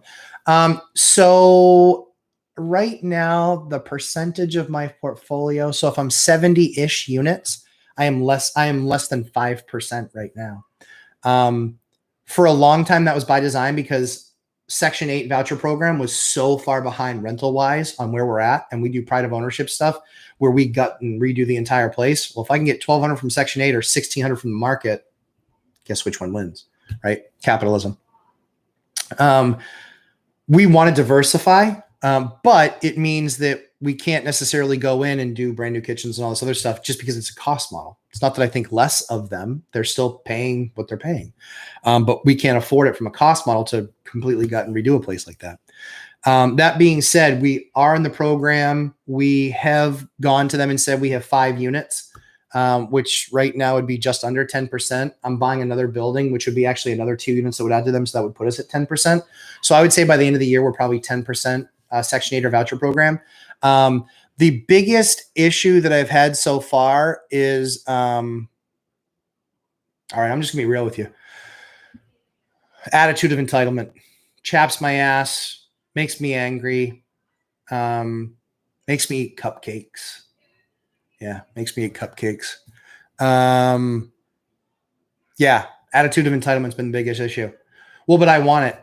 You don't fit our rental criteria. Sorry. We have a rental box. Our rental box is 680 credit score. And that's not even a bank pull credit score. That's a Credit Karma 680, which is different than a bank credit or different than a pulling credit score because of the different models that they use. And don't even get me started on that because I worked on that for a number of years. But yeah, so we're 680, no evictions. And rent needs to be 30% of your net income, no more. So, and if you want to know the secret to doing 9 evictions in 20 years with over 2,000 tenant years, that's the one. We don't get crappy tenants. We get good tenants. So even if my place has to stay vacant for a month or 2, I don't care. I want that 680 plus. I want that third of an income. And yeah, just the way it goes. That's gotta be the quality. And, the reason we went with housing is because we were trying to help people out on our own. We got burned so many times where people and there was no consequence. They weren't getting thrown out of the program. There was nothing else there. So yeah, it was just, we just decided to go with housing because if you get evicted out of one of those units or create a bunch of damage and you're out of the program in New Hampshire. I don't know if that's the way across the country, but in New Hampshire, you can actually get thrown out of the housing program. And then you have no way of getting back in. So you're either A, moving states, or B, getting a job. So you're A, moving states. Any way to get affordability for cities on NH affordability? I believe the story is different here in Hillsborough and Rockingham than Coos. Yeah. So look at the only way to do that is manually. You can look at the New Hampshire New Hampshire Association of Realtors, NHAR.org. Look at that document. On the very last document, they actually show what's going on in the different counties.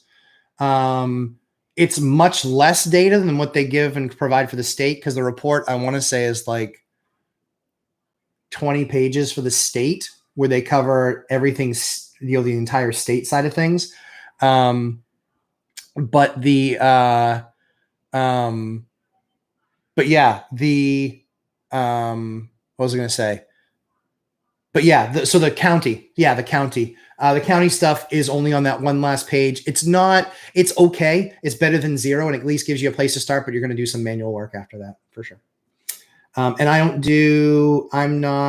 let's see. I think I have one thing in Rockingham. I think all my other stuff is in Stratford County.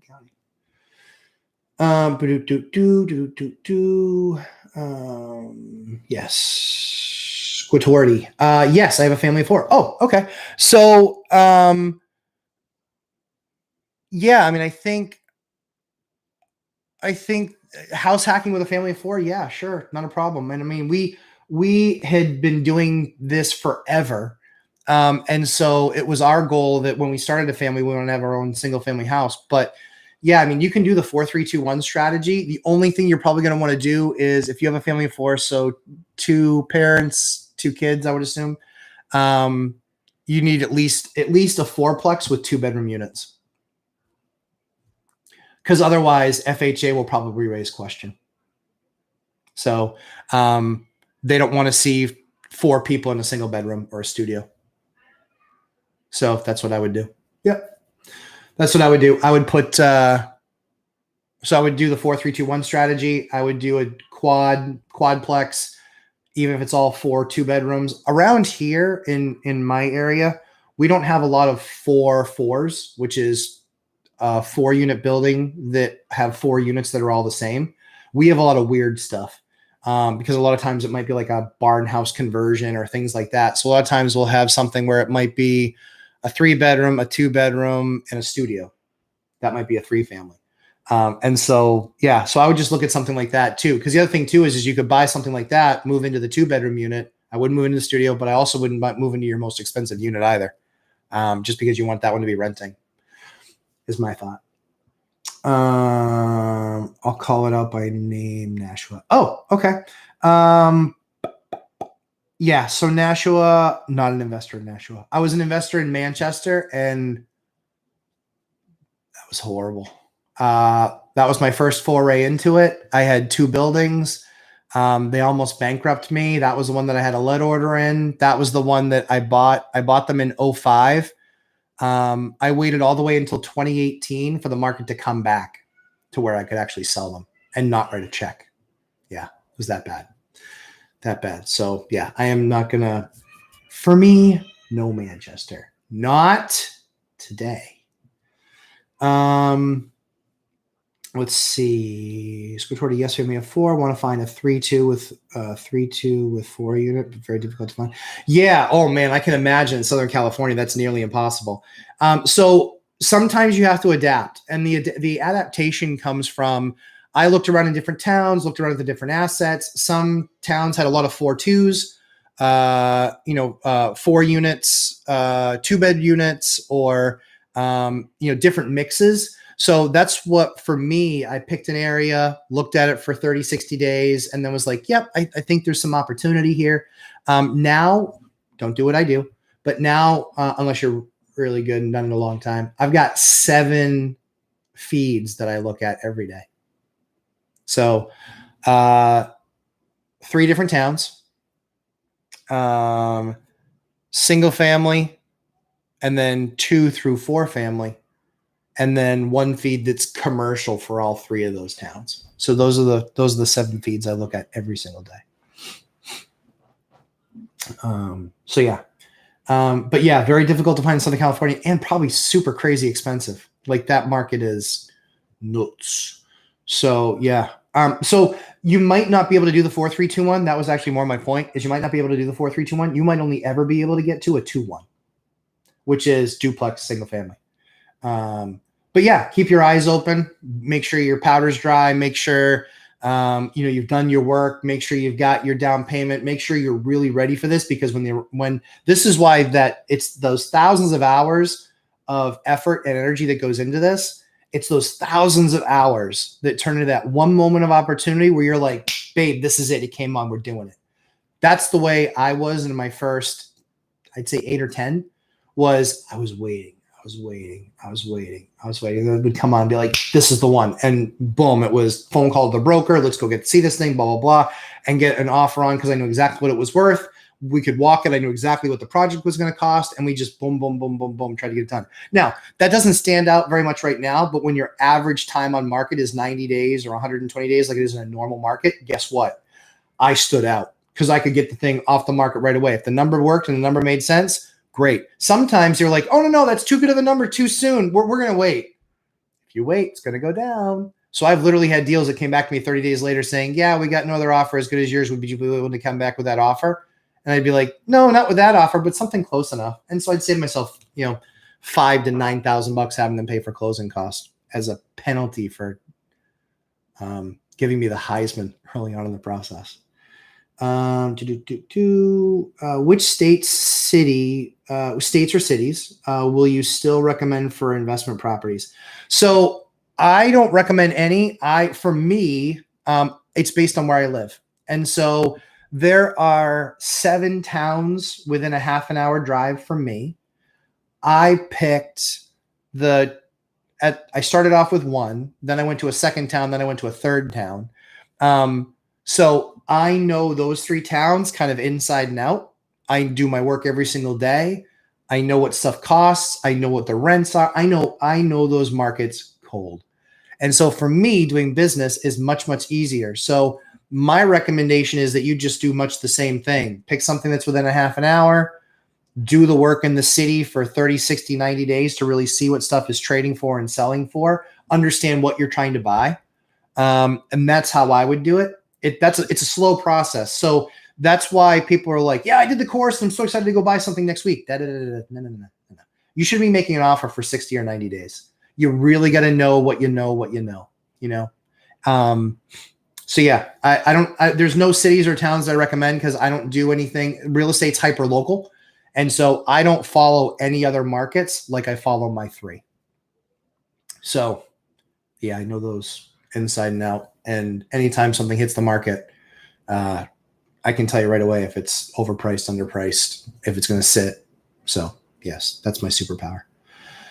Henry, thanks for answering all my questions. Your videos are awesome and you're the man. Oh, thank you so much. Is there a way for me to follow up with you on your ongoing eviction case? Yeah, I will be doing a video. 100%. Yeah. Yep.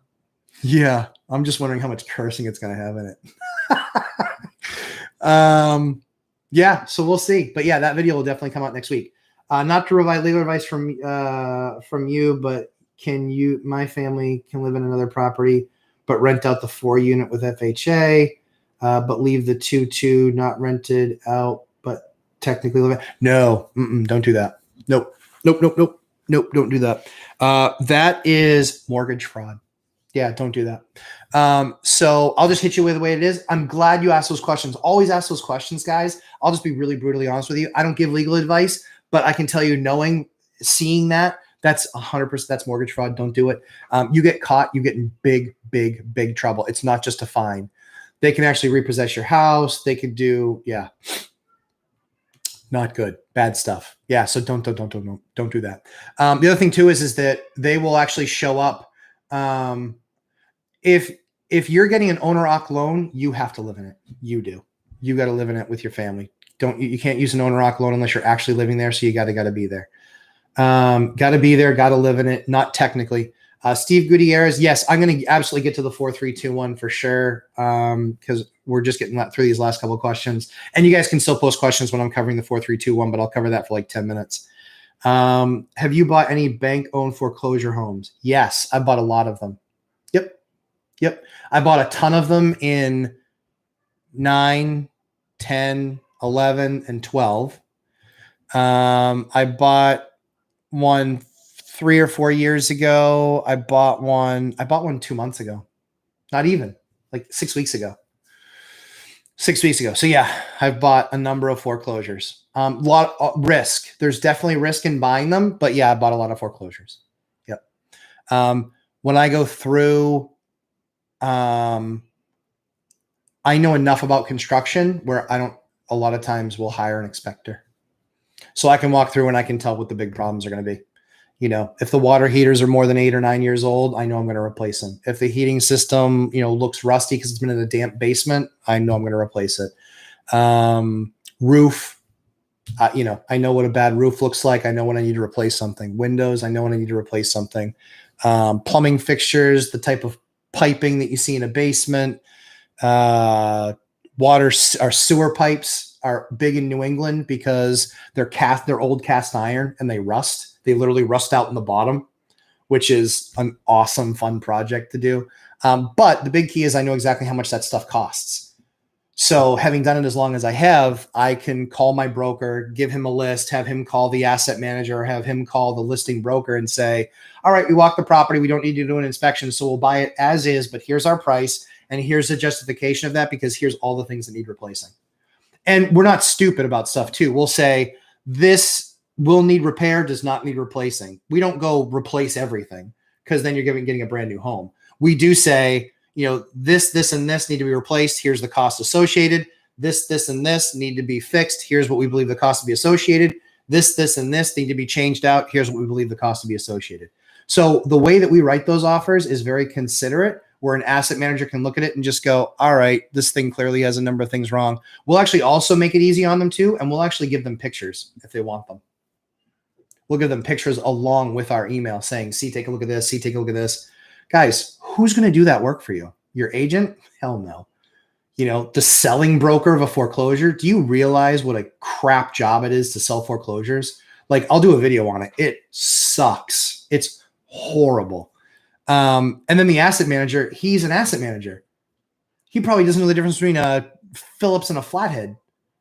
Sorry for the dispersion cast upon asset managers, but I know a few and they don't know anything about construction. But the crazy thing about it is that, again, they look at that and they say, oh man, well, that's not really a problem. Oh, really? Based on your vast experience in construction, house flipping and selling assets? Yeah, you don't know. So you just have to give them a reason to justify what they're going to lose on the asset because they're losing. So I watched this one foreclosure. It first went on the market back in January of 2020. It went on the market for $269.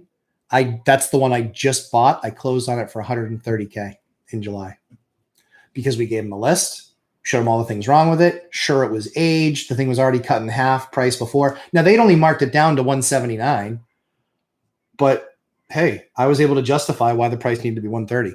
I actually went in at $115, but I was at $130. It still made a ton of sense. That property is going to make $2,000 a month. That property will make a ton of dough. Post a link for the live event. Yes, sir, I will. Have you bought? And yeah. Where to find foreclosures? Yeah. So there's not a ton of them hitting the market now. But a lot of times they get listed in MLS. However, look at, depending on the city you live in, it's usually posted in the city. They still usually have to post it in the newspaper, so it's usually posted there.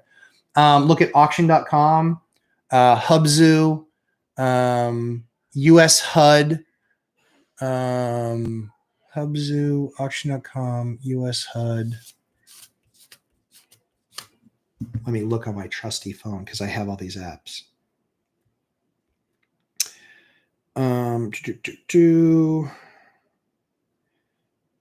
US HUD, auction.com. Oh, Xome, Xome. They don't get a lot of foreclosures, but they do get some. And I've bought something through all of those apps. Hubzu. Yeah. Yep. Those are the core apps that I use. And then just tax records and stuff. Let's see. So that's where I would find those. If you buy a home with owner occupied financing, Okay, so with owner financing, yep. How long do you have to live in it before? Oh, with owner occupied financing. Okay, cool. That rule is one, I believe, double check it, triple check it. I don't know that I'm 100% correct. It used to be, because it's been like 9 years since I bought with an FHA owner OC, or a conventional owner OC. The other ones were done with my bank, and they had different rules. And so, yeah, I think it's 1 year. I think it's 1 year. The other thing to know is the appraisal sticks with that property for 1 year. The appraisal sticks with that property for 1 year. So you cannot get it reappraised in the first year. Can't get it reappraised within the first 12 months. FHA, and I believe conventional as well. That appraisal sticks with the property for the first year. So usually it's first year. That's what the 4-3-2-1 strategy is. All right, cool. So I'm going to jump into 4-3-2-1 strategy because I see that there's a bunch more questions here. Want to make sure to get that because I've said a couple of times I was going to get to it. So the 4-3-2-1 is this simple: 4, 3, 2, 1. When you're doing the 4-3-2-1 strategy, it's as simple as fourplex, triplex, duplex, single family home. You can usually do the entire strategy in anywhere from 5 to 6 years. This is how I built my business. So I'm not giving you I thinks, I'm not giving you I feels. I'm not some jackass. Well, I'm some jackass on YouTube, but I'm informed jackass, an experienced jackass.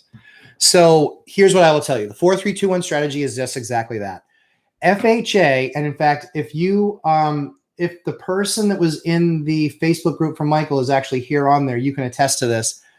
He is actually trying to buy, he lives in a duplex now. He's trying to buy another duplex, and they're telling him no with an FHA loan because they don't want investors using their products to build their empires. They don't. They do not. So that's why the reason for the 4-3-2-1. You start off in a quad.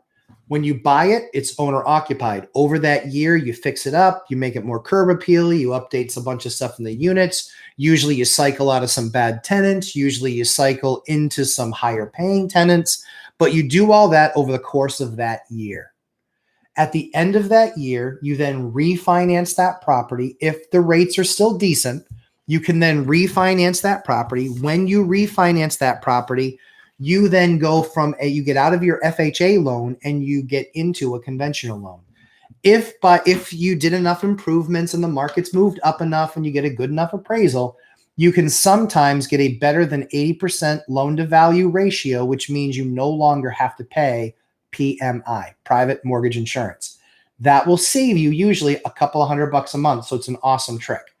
So it depends on what the market's looking like, but the 4-3-2-1 strategy is you buy a quad, you move into one of the units, you fix it up, then you refi. And then once you refi after the end of that year and you get into a conventional loan, well, you just freed up your FHA loan. The FHA loan is what you're now going to be able to use to buy your next property. Now, it has to be a 3. Why is it a 3? They make you write a justification letter of why you're moving and why you're buying another multifamily home. And you can say, different neighborhood, better schools. These are all things that you need to categorize in your letter saying, this is why we're moving. We need a safer neighborhood. We need better schools. We need more room. Make sure that the unit has more room. We need more off-street parking. We want something with a yard. You can list all of these different items because then it's just a judgment call on their side where they go, all right. Yeah, that's fine. Like he's not really just using this as an investor. He's actually moving into a place that's markedly better than what he's in today or what they are in today. So that's the 4 from the 3. The reason that you go from a 3 to a 2, same exact reason. Same city, different area, bigger units, higher bedroom count, bigger yard, more off-street parking, better school system. Whatever those reasons are, that's what you're going to have to list out in that letter that you're writing to the underwriter. Sorry if there's any underwriters watching this right now, but largely speaking, you're not fun at parties. I don't make the rules. I just play by them. But that's typically what I've seen anyway. While as real estate agents usually are a lot of fun. Certainly my real estate agents are fun. They're a blast. But yeah, that's the 4-3-2-1 strategy. So 4, buy it with FHA, refi after a year, or potentially refi after a year, depending on what your rate is. If it's negligible, if it's close enough and your payment's close enough, it still makes sense to get out of your FHA into a conventional and then use that FHA to buy your next 3 unit. Okay. So then you do the same thing with your 3 unit, fix it up, make it nice, blah, blah, blah. Then you go to your 2 unit, same exact thing. And then you can sometimes go 2, 2, 2, 2. You just have to keep on justifying city, school, yard, update, upgrades, whatever.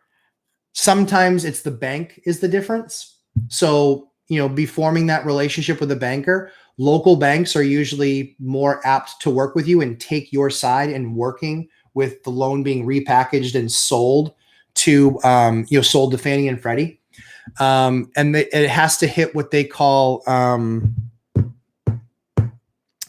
standard conforming. Conforming is the word. It has to hit the conforming rules so they don't have to hold that asset. They can actually sell that asset to a Fannie or to a Freddie. So that in a nutshell is the 4-3-2-1 strategy and largely how I built my empire. I started single family, I started a condo, but it was out of market. So I was able to go to another market and then start that. And then it was 3 unit, what was it? Single family in another market, then back to another market, then start the 3. Then it was 3, 3, and then a whole slew of 2s, like 5 2s, 4 2s. So yeah, I moved literally every 12 to 18 months. For 13 years. But look at me now. I don't have to move anymore. I hope. Moving sucks. So questions, roll them about the 4-3-2-1. Happy to answer those.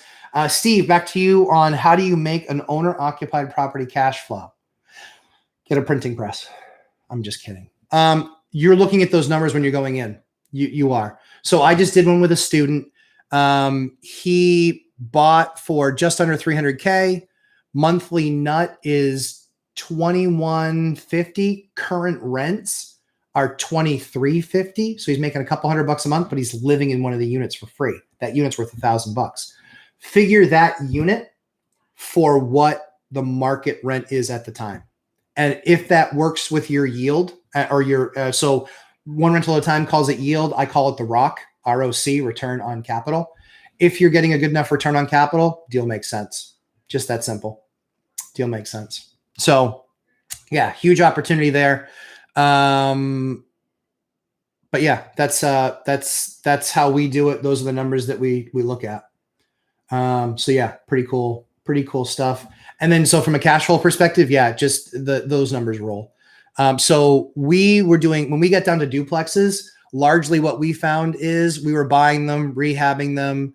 I'm trying to think of one of the first ones we moved into. One of the first ones we moved into, I want to say, was the mortgage, taxes, insurance. So the pity payment, principal, interest, taxes, insurance, everything all in was like $1,800. Our rent on the other side was $1,600. So we were $200 a month out of pocket. Our unit was worth $1,500. So we actually still paid ourselves to live there. And yeah, and then we were out of that property in just a little over a year. And then the next one we were out of in just a little over a year. The next one we were in just a little over a year. Let me know if you're picking up on the trend. And then the last one, we were there for like 3 or 4 years because we were trying to get pregnant. Finally, we got pregnant. Thank God. And then I started looking for a single family house because I was like, we're going to have a screaming baby. We like our neighbors. They're going to kill us. So that was the deal there. Give me a second. Wow, that was a lot of questions. I love it, guys. Properties from wholesalers. Yep. Absolutely. I just bought a deal from a wholesaler. He got such a good deal on the property. I gave him $50,000. Yep. He would have been happy with less. But why not? He did the hard work. He got a great deal. I'm still getting a good enough deal at paying him $50,000. And guess who's on the top of his list next time? And if I'm not John, what the hell? If you're watching, just saying. Let's see. Boy, once you, yeah, thanks for the great first live stream. Yeah, we still have time, so it's only 2 hours. Like, it's talking about real estate for 2 hours. This is fun. Let's see. That would be me right now. My lender thinks this, so it won't work. Yeah, so your lender might not, and in that case, just shop for a different lender. Just shop for a different lender. Yeah. Shop for a different lender, have that conversation with them, explain to them exactly what the situation is. So, guys, I am the king of full disclosure. I'm the king of TMI. Don't care. If you don't like TMI, I don't care. Whatever. Don't watch. But yeah, like I said, we're way over the top. We give a ton of data. We don't want anything tricking anybody, figuring anything out. I look horrible in horizontal stripes. Solid colors are more my thing. So yeah, I don't want to end up in jail. So that's the way we do it. Let's see. Way to go. Oh, thanks, Ramirez Real Estate. Appreciate that. Yeah, and guys, so Ramirez Real Estate team, so you're obviously a realtor, you're a broker. Guys, you've got to find brokers that know what the hell they're doing. You got to. And if they don't know what they're doing with multifamily, next. Now, if you're a realtor or broker watching this, you need to be bringing strategies like this to your buyers. Make them a better buyer. Turn them into a better buyer. If you're leaving it for a newbie to figure out what they should be looking for, doing, figuring out, guess what? It's not going to happen. Your numbers are going to grow like garbage. If you want to be successful as a broker or an agent, bring them the idea, bring them the deal, bring them the goal, and you will be amazed at how much your business grows. Amazed. Right, Jay? Or Emma? Either one. Let's see. In my competitive Florida market, how much below asking price should I offer a FSBO seller on a well-maintained home? Well, John, I don't know. I mean, what you really want to do, in my eyes, it is a competitive market. And so I think you create the numbers that create a great deal, and that's where you start. That's where I would start. Start with numbers that create a great deal, but know going into it what great is, what good is, what it's a deal. Most people don't have so much capital that they want to be doing deals. Good deals? Yeah. Great deals every time. So look at that great deal piece. Focus on the great deal piece. That's your number. Great, good, And yeah, so I would start with numbers that look like it's a great deal, but have those numbers, do your math, scenario analysis things. When I'm on the phone talking to a broker, I'm not making shit up on the fly. Sorry. I already have my numbers in my head because I've already written them out. I've already gone through it. I've already dialogued past it. So I know. So I'm having the conversation with them and they're like, hey, what do so what do you think we can go, 600K? No, sorry. It doesn't work. Nope, doesn't work. Oh, well, what can you do? And then you get to give the answer. What if you only want to do a great deal? Maybe that great deal is only a great deal at 625. Impossible to say. So in a highly competitive market, that's one thing. But I won't cover the reverse offer today because that is just ridiculous gold. But I will do a video this week on it. Like I said, that deal, I think that reverse offer concept is going to get me the biggest deal I've ever closed. I'm supposed to hear tomorrow on that deal. So that could be the biggest deal I ever closed. It's a 7-figure plus deal. It'd be the biggest building I ever bought, and it'd be the biggest deal I ever bought. Yeah, we'll know tomorrow. Wishes why I wish you were on YouTube. Oh yeah, 4-3. Yeah, March. Yeah, I totally get it. Yeah. So that was just said, wish that I was here for 4-3-2-1. I honestly created that strategy in the last couple of years, but I'm super conservative. So I wanted to try it out, see it 10,000 different ways. Other people experience it, do it myself. These were my experiences. This is what I did. It's not advice of this is what you have to do. Just, hey, this is what I did. And if you think you can get use out of it, congratulations. Good for you. That's great. That's why I do this. How to buy property under an LLC or C Corp. Talk to your bank. A lot of them won't do deals with LLCs because it insulates them from the risk. And there's a phrase or a term in your mortgage that's due on sale or due on conversion or due on something. It's some language that's in the mortgage that actually says if you transfer a property from you to an LLC, they can actually call the note. Not ever seen that before. Me personally, I've never seen it. But the rule is there in the mortgage. And anytime I see something like that, they might not inflict it now. They might not say now, but it doesn't mean that they won't do it in the future. So I would look at that. Give me 1 second. If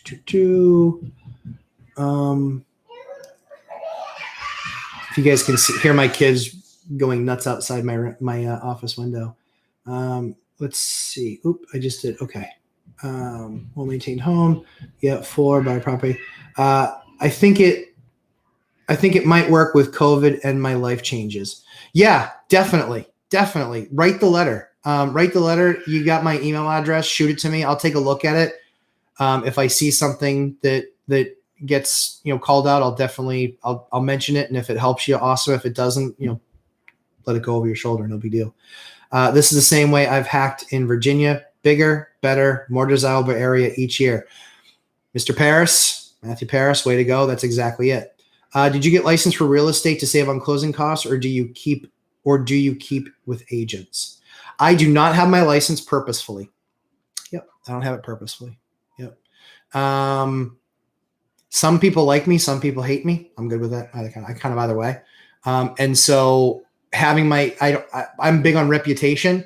And I don't have the time to know all the ins and outs of all the real estate law that's being updated, changed, keeping my license up every 2 years. There's literally no advantage. In fact, I think Mike Zuber from One Rental at a Time, I think he got his license. He realized there was absolutely no benefit and he's letting it lapse. So in most states, there's absolutely no perk to having your license. So I don't have my license, won't get my license, don't care that much about the little bit of money that they make on the transaction. Because quite frankly, the way that I negotiate, I need that extra layer in between people. I like having that. I'll do probably a video on negotiation as well. Then keep your 0% VA loans in place and make it an investment property after you move. No need to refi. Yes, sir. That's the thing is you do not in the 4-3-2-1 strategy. You refi before you move. You have to get an owner occ. You have to get an owner occ refi on that. You have to get an owner occ refi on that. You can't refi out after you've moved because then you go to investment refi and no, that's no. You got to do an owner occ refi to get your best rate. But again, talk to at the time you're doing that refi, you're living there, but talk to people about that. Well, shoot, I did it all wrong. It's all good. It's all good. There's a lot of ways to do things. Underwriters are the devil. Yeah, underwriters suck. You know what? Yeah. Some are really good, really, really good, and some are horrifically bad. It's just like anything else. Just think about it think about it from their shoes. They have a boss. They're checking these 37,000 boxes of, did you qualify for this? Did you do that? Is it this? Is it that?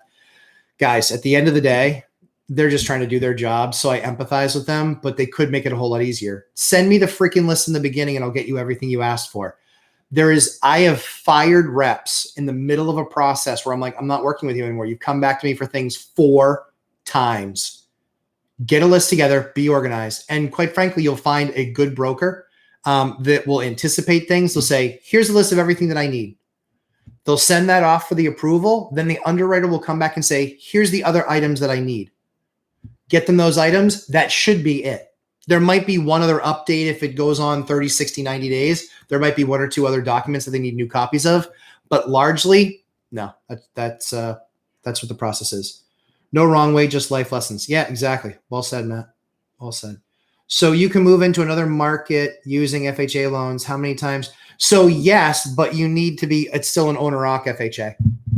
So yes. So when I sold my house, I just was using the FHA mortgage because they'll ask you, well, you're buying this with an FHA mortgage. Your other house is being sold. Yes, correct. Yeah. And then they'll probably ask for a copy of that contract.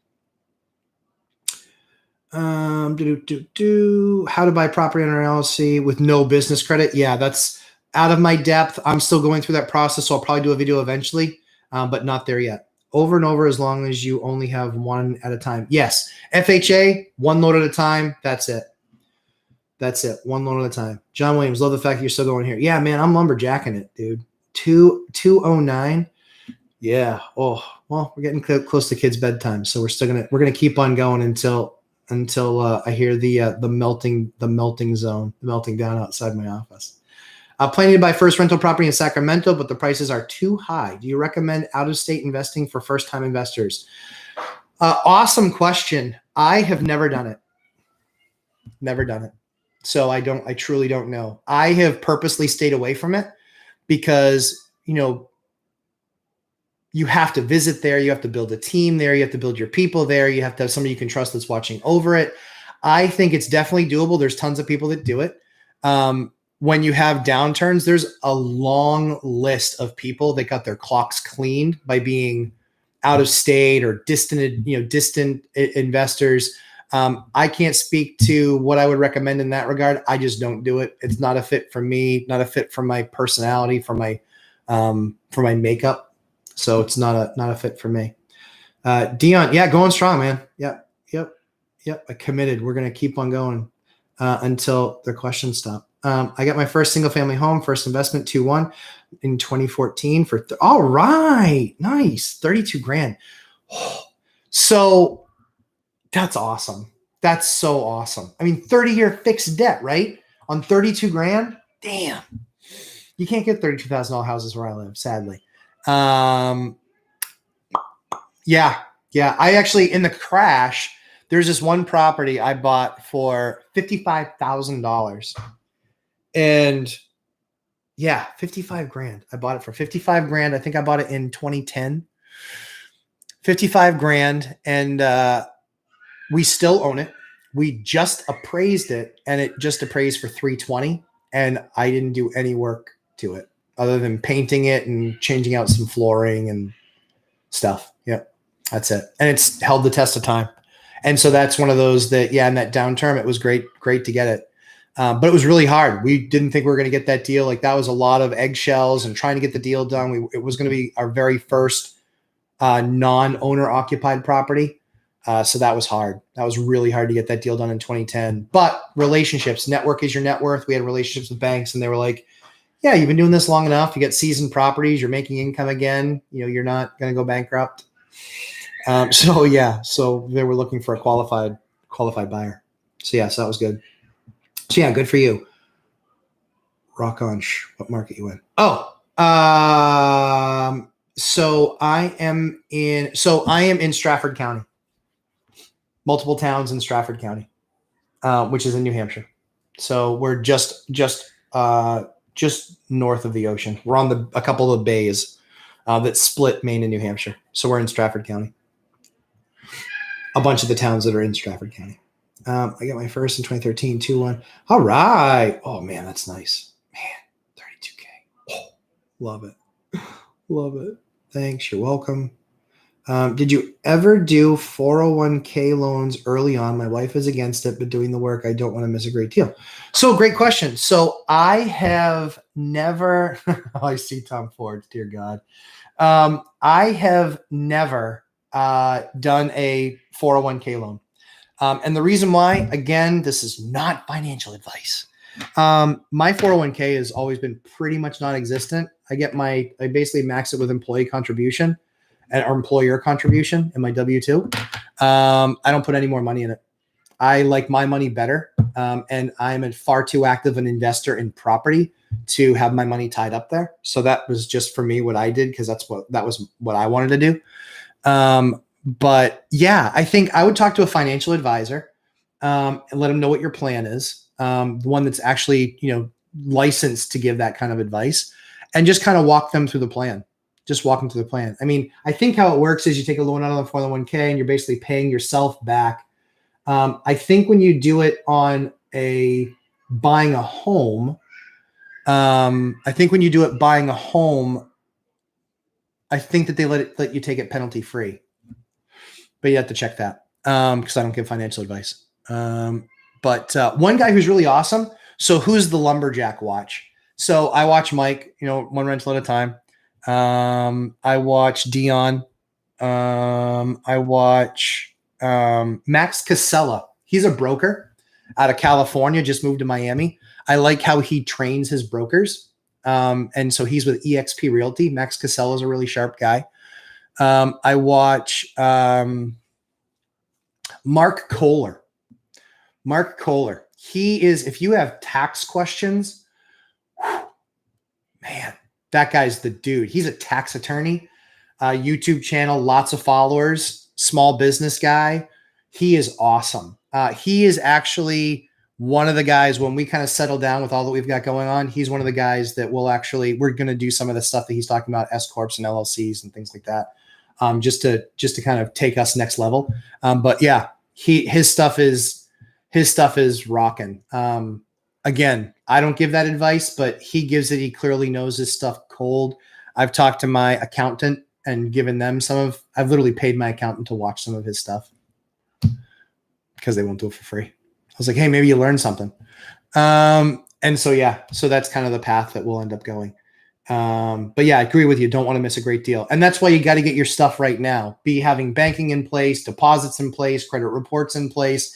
Have all that stuff. Have all of that stuff. Your own annual credit report. If you think you're within 60 days of purchasing, get your own free annual credit report. Get your own. That way you know exactly what you're working with. If maybe there was something that appeared on there that needs to get off of there, you need some time to clean something up, get your own free credit report. Don't go through the bank, because if you get it hit in January and then you say, okay, now I'm really ready in February or March, guess what they have to do? They have to run your credit again. And you're going to get dinged. You're going to lose points off your credit because they just got it dinged twice by somebody seeking credit. How does your beard get so thick? yeah. It's long. Yeah, I don't know. There's nothing I do. I just DNA of a champion, I assume. Also, when is your course coming out? Well, Tom Ford, if you are watching earlier in my video, so Tom is actually working on me with this course. That's why he's wants to know what's happening. I said September, October with release in November, December. So it makes it a perfect Christmas present. But I understand you're probably working with one of your other clients, Tom Ford. Please forgive my newbie ignorance. No such thing as newbie ignorance. Ask anything. What the hell is a 4-3-2-1 strategy? Love the channel. Thanks. Oh, thank you very much. So when this is done, I'm going to post it. The 4-3-2-1 strategy is in there. I'm not going to cover it again for everybody, but it's basically my proprietary strategy for how to build and get from 0 units to 10 units in less than 6 years with usually less than 5% of what you would have to put down. So let's say you're buying $1 million worth of property over those 5 or 6 years, you're going to do it for less than $50,000. So it's my fastest way, how I did it, how I got onto the property ladder, and how now I am huge, how I have lots of property now. Now, thankfully, I don't have to move into every single one of them, which is kind of nice. Where's my Magpul hat? I don't know. My kids took it again. Yeah, my kids took it again. So this is Custom House London. They actually sponsored, super cool guys, super cool designs. They have a whole new line coming out, and super, super thrilled to see their new line come out. They're really cool guys, and they do cool colors. Like that orange, that's Lumberjack orange right there, guys. Maybe it's a little bit light, but we'll call that Lamborghini orange. Hey, quad damage. So I apologize for randomly coming in here. I needed to ask a simple question, but thought would love some simple advice. Yeah, sure. Hold on. Yeah. So post your question. I'll answer it. Do you think you'll ever get a property manager? Oh yeah. Yeah. So we have so many properties in flux right now because we're literally redoing like 7 or 8 properties. We have some people that so we won't have an employee. We'll have a 1099s, but the goal is to get to a PM, but that works for me directly as a 1099 PM, not a property management company, because I'll still do my rentals. I'll still do the follow-up with tenants. I don't want to ever be. So Mike has a perfect business for him of how he likes to manage. My business is like how I like to manage. So I do, and it's because it's local. So I do my own showings. I do my own leases. I meet my own tenants, all of that stuff. When they're texting, they're still getting me. No one's going to take as good a care of my investment as I do. And that's my investment. That's my legacy for my children. That's my wife and Maya's retirement.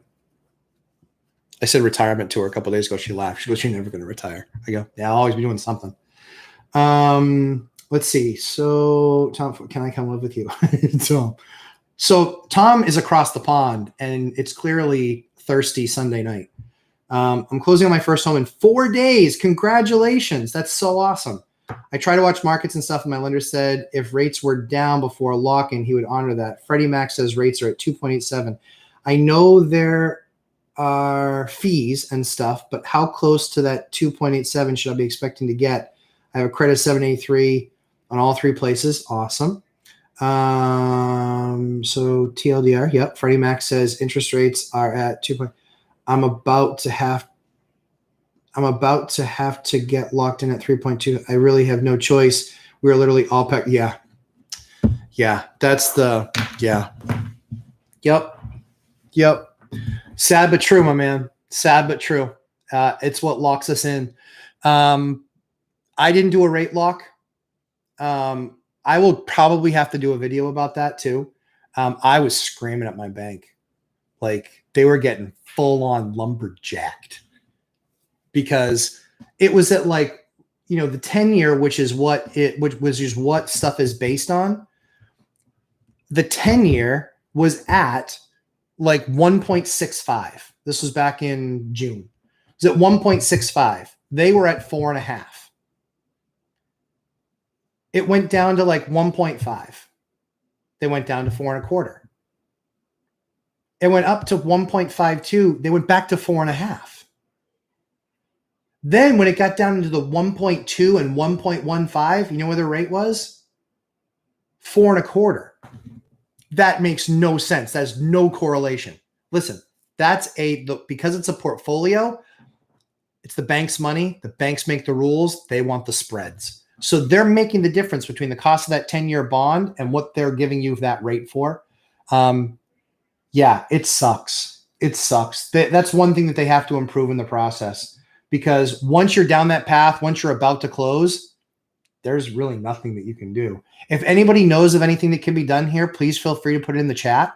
I haven't seen anything like that. Where they basically say, yeah, we're still going to be at 3.25.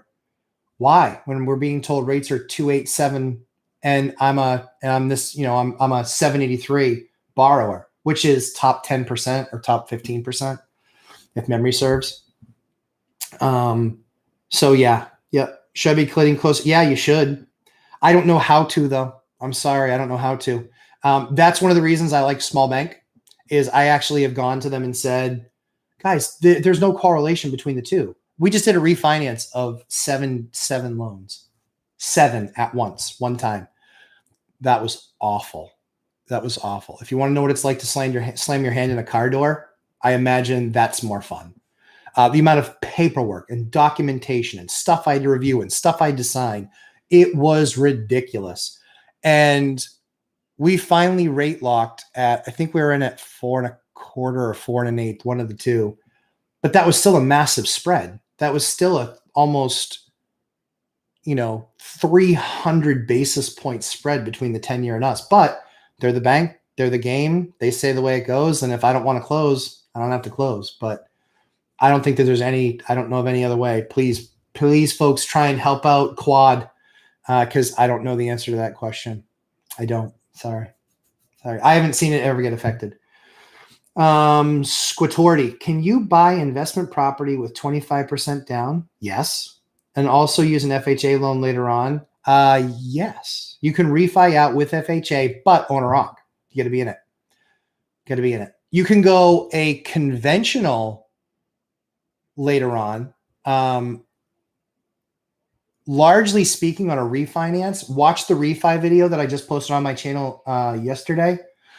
That talked all about the refis and the fact that usually you get a softer appraisal and all that other stuff. So if I'm in your shoes, I wouldn't use 25% to get into a property. I would try and do whatever the absolute lowest is. Maybe it's not FHA at 3.5, but maybe it's conventional at 5 or conventional at 10. I would do 5 or 10, provided all the yields and stuff still work, all the return on capital still works. I would do that type of a deal instead. Because 25% cash is a lot of dry powder. My goal was always to put down as little as possible so long as the numbers still worked, because I want to keep as much cash as I possibly can so I can go buy the next thing. But again, the numbers still have to work. Don't make it a losing deal or a deal or a good deal. Don't make it a horrible deal to get that. Like, still do it. I still do great deals, but with as low a payment as possible. Now I'm past 10 mortgages. Doesn't matter. Bank doesn't care. I'm 20% down at a minimum. Usually I'm 20, 25, or 30%. There's some commercial stuff that they actually want 35% down on, which is why the price is down. Let's see. I know there is nothing I can do, but you answered my question. I should be getting closer to 2.0. Yeah, I think so. I mean, I would,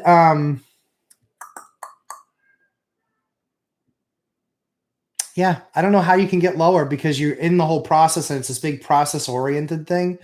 And what state are you in? My original lender would not want me to do a refi in a year, I assume. Yeah, couldn't get that leverage in a casual conversation like, dude, I really want to refi in a year.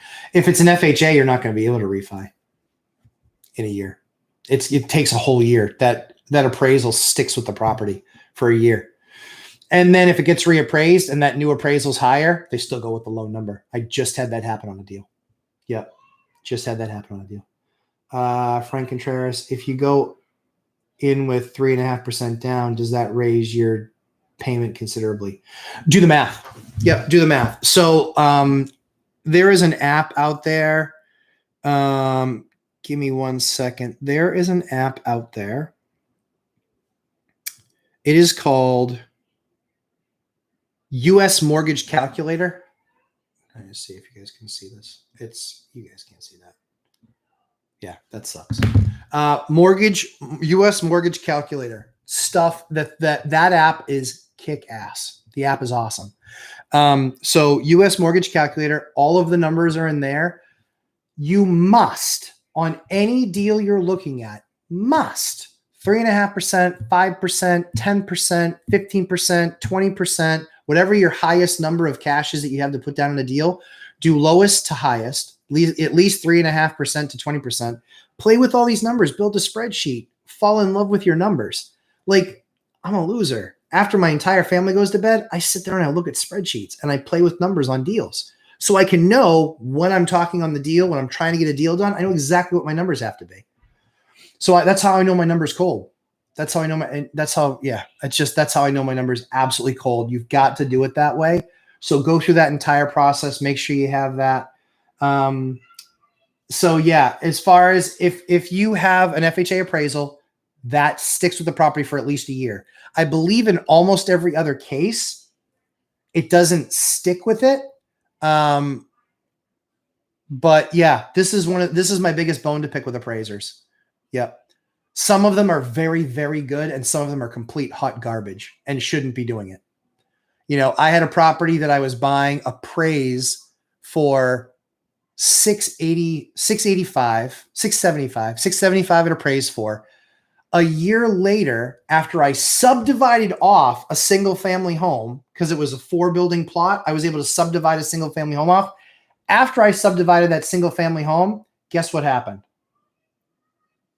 Even after I subdivided that single family home, even after that single family home was then appraised for $300K, my appraisal on the remaining 8 units, which is a 3-unit, a 4-unit, and a bungalow, went from $675 to $850. Do you think that the original appraiser got it right at $675? No, they sucked. They got it wrong. And their model was clearly way off, because my property didn't go from worth $675 to being worth, if you figure the $850 plus the $300, $115 is now what that property is worth, literally less than 12 months later. No, the first appraiser got it wrong. I don't think the second appraiser was that high. He might have been a little bit high, but that first appraiser, dead wrong. So yeah, that pissed me off because I left a bunch of money behind there, but then got it out. I'm moving to Georgia, by the way, just south of the border from Chattanooga, Tennessee. Nice. Yeah, trying to give you an idea where to look. I just don't know of any reason. I mean, I would reach out to another mortgage broker and just ask him the question, not the mortgage broker that you have, but just say, hey, I'm going to be refining this property within the next year. I'm interviewing people on what I'd like, that I want to consider to do the refi in a year because I don't particularly like the broker that I used. And just be honest with them and tell them the story and say, I want to understand what your process is. And do you have any ideas of what I can do to go back to this other person and get that rate affected? That's what I would do. That's my best idea. Which now that I think about it, it's actually pretty good. But I would do that. And then just be honest. Be honest with them and say, this is exactly what I'm going through. I'm going to refi with somebody else. And, if you can help me with this, I will certainly reach back out to you when time comes to do that and give you a chance to earn the business. Because that's what it is. It's earning the business. I know Mike really enjoys a healthy debate. What do you disagree on? What do we disagree on? Self-management. He property manages. I self-manage. He's single family homes. I am duplexes. I don't own very many single families at all. I think I own out of 28 now. I think I own 2. So almost all my stuff is multifamily, 2 small multifamily, 2, 3, 4. And then I own some commercial stuff that's bigger. What else do we disagree on? He loves California. California is beautiful. We have family there. Love California. Absolutely beautiful. But yeah, I don't know how he does the taxes. He's made it work. And that's the thing. Mike is that smart. Like he's made being a California landlord work. Rent controls of 6%, doesn't hit single families, but does hit everything else. That's the nice thing about live free or die in New Hampshire. There's no rent control. I can raise it to whatever I want. And the key there is we always have tenants that respect that we can raise it to whatever we want. So it's a good relationship. Hey, if you're a great tenant, you always pay on time. I'm not going to squeeze you for the last $100. If you're a garbage tenant that never pays on time and breaks stuff, then guess what? On purpose, not by accident, stuff breaks. But if you're that garbage tenant, yeah, I'm going to raise your rent because I need to cover my costs because you're a bad tenant. So other than that, we don't disagree on much. That's why I think we both have that background in software, which you just get. That is just, it's like the much lighter version of the Marines. You just get conditioned to a certain thing when you're in that software world. Let's see. You can FHA streamline refi in 6 months if you just want a lower rate. Oh, cool. Good. Yep.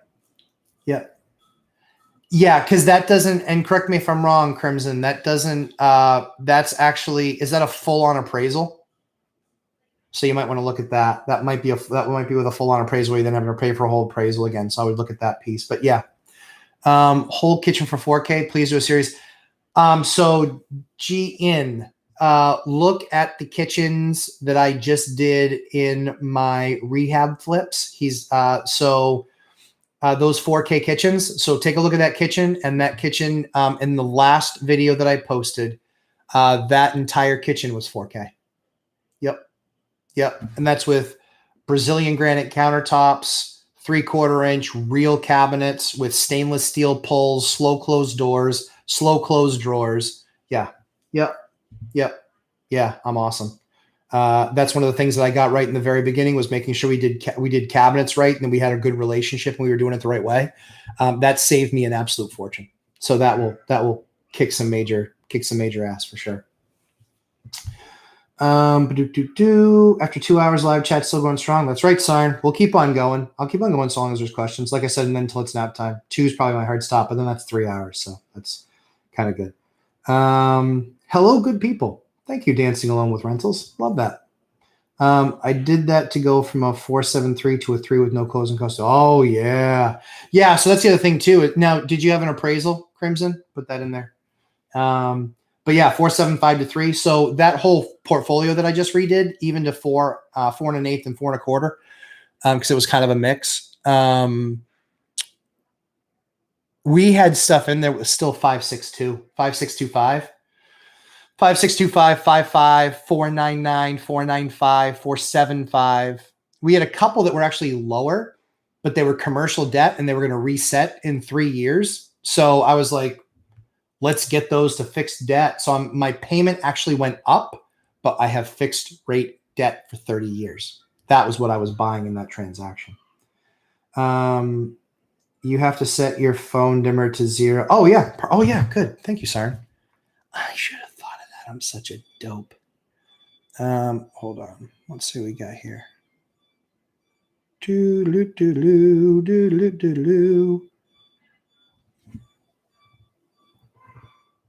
Oh, here, try and go even lower.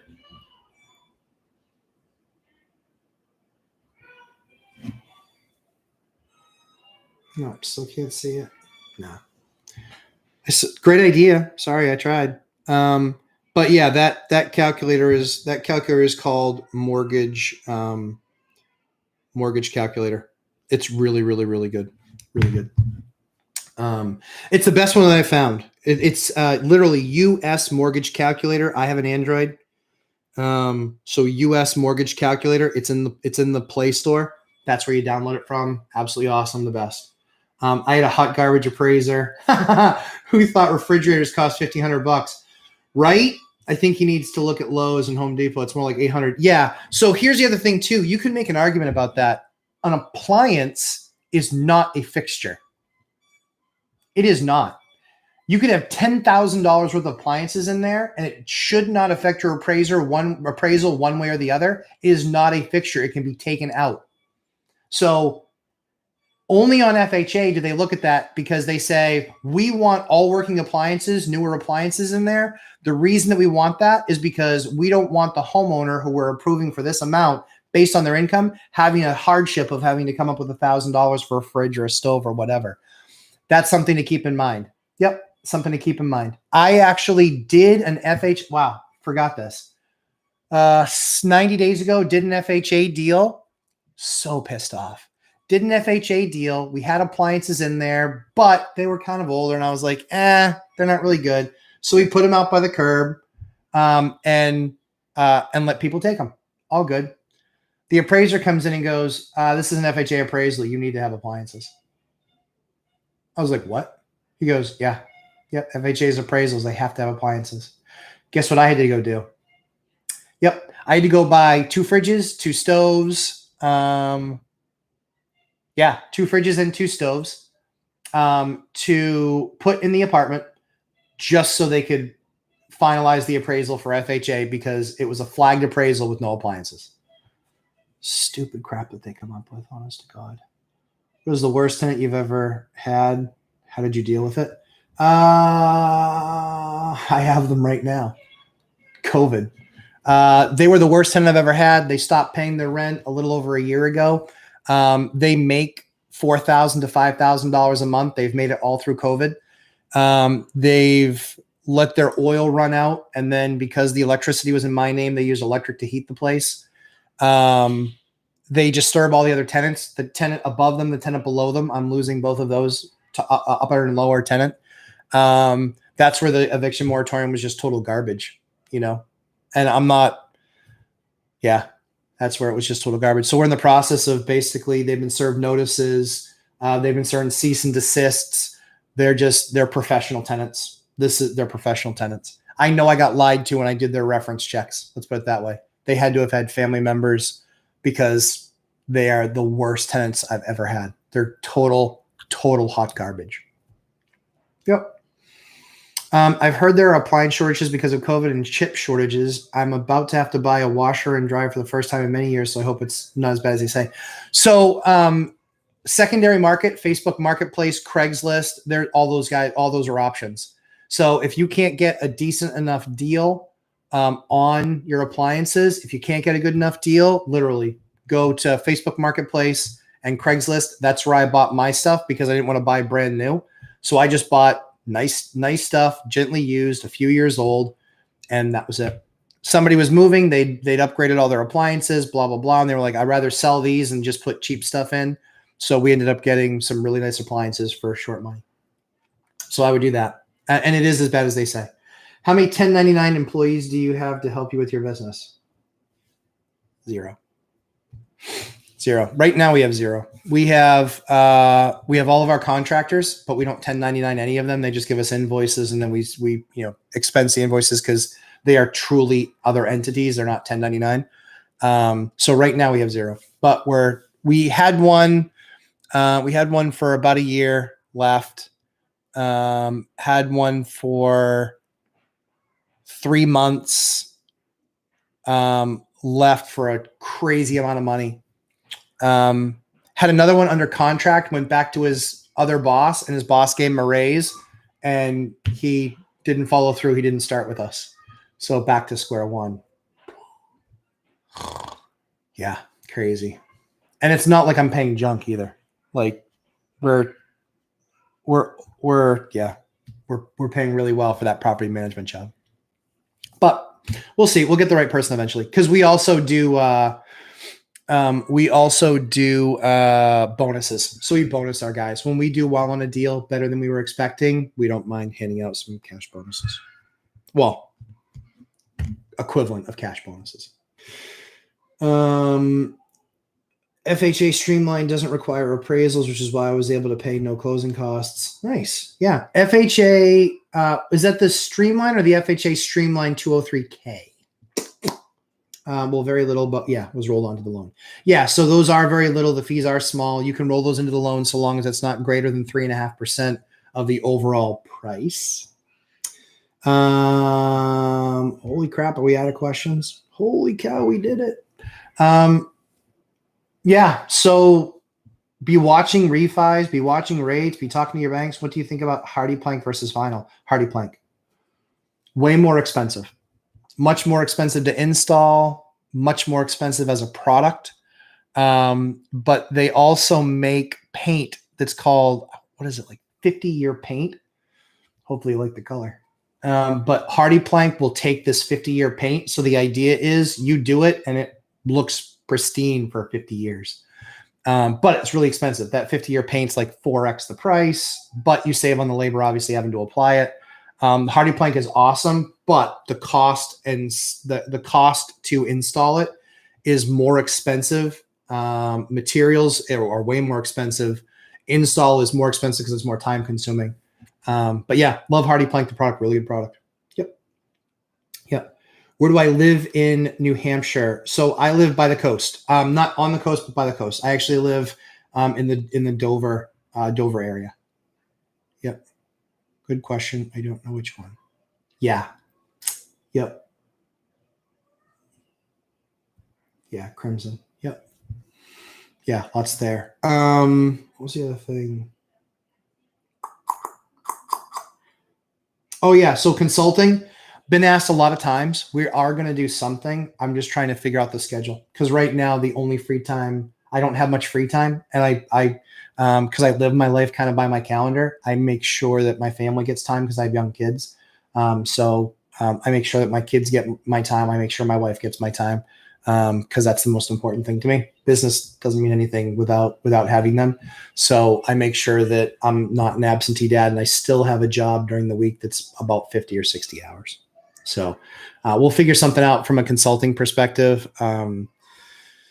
Yeah, we'll figure something out, because I want to help people as best I can. But I just need to make sure that I can be there reliably for people. That's really important.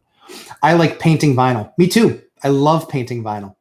Yep. Love it. Aqualock is a product that Benjamin Moore makes. Fantastic. So not sure if you guys know this, but there were usually caravans that would go into cities. They would have, 10,000 square feet of a given color. And they would literally have a sales guy go building to building to building. Hey, want to do vinyl siding? Yeah, here's your price. Hey, want to do vinyl siding? Here's your price. They were almost like gypsies, and they'd be in the city for months and months and months, sometimes a month, sometimes 6 months. And they were just going around banging all those doors, doing all that stuff, right? So what was really, really funny was when they were doing all that work, they all were the same color. It was brown trim and this like awful cream beige. So it's really funny because I bought 5 of those over my time. And every single one, we use the Aqualock product, and you can apply. Here's a quick tip: have it tinted. You can buy it at Benjamin Moore. Have it tinted. When you have it tinted, if you're going a darker color, have it tinted black. Have it tinted black. If you have it tinted black, when you go to roll that stuff on, because it's a primer, it actually molecularly pulls into the vinyl, which is just it. I think they say it literally impregnates the vinyl.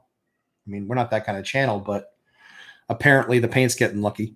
But it literally gets into the vinyl. And what's really cool about that is that we've never had any problem with peeling. We've been using that stuff for years. We've never ever had one peeling problem with that stuff ever coming off. But you tint it and then you paint it with your nice finish paint color, and looks killer. I'll post some pictures, show you guys. Where can I find the 4-3-2-1 strategy? In this video, I will post it, and we'll actually probably try and separate it. So Tom, if you're watching, when this goes up to, let's just separate the 4-3-2-1 discussion out, and we'll just put our intro onto it. I won't cover it only because it takes about 15 minutes. 15 minutes to change your life, but it's really good. Say hi to Musty One for us. I don't know who that is. That brings up a good question. Would you be pissed if a neighbor of one of your properties got new vinyl plank and it did the same exact color as your property? I wouldn't be pissed. I don't care about that stuff. But I've actually had neighbors get pissed at me. I had a neighbor come over and she goes, "What color are you painting that?" I was like, "Gray." She's like, "Nope." I was like, "No, that's interesting." Why no? Well, because the house next to you is gray. And she was a neighbor across the street. She goes, "I don't want to look at two gray houses." I'm like, I mean, you want to buy the house from me? I kind of get, you can make it whatever color you want if you buy it. But whatever. So I was like, all right, so then you can have, I said, I'll come back tomorrow. And I gave her three colors to choose from that I all liked. I was like, I don't care which one of them it is. It cost me the same to apply it. So she's like, I like that one. You got it. We'll paint our house that color, since that was her view. And I said, but when you go to sell your house, I expect I'm going to get the first phone call. She's like, oh, of course. Okay, sounds good. So good trade. She picked the color of my house. But yeah, I don't know.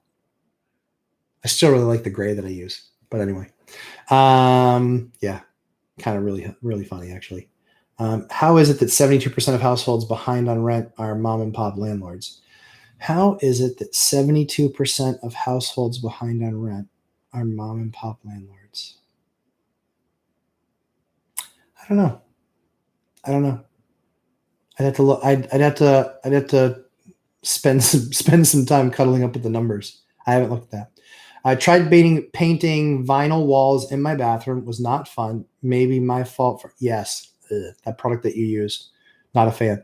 I did use Sherwin-Williams Extreme Bonding Primer. So yeah, me personally, I like the Aqualock product.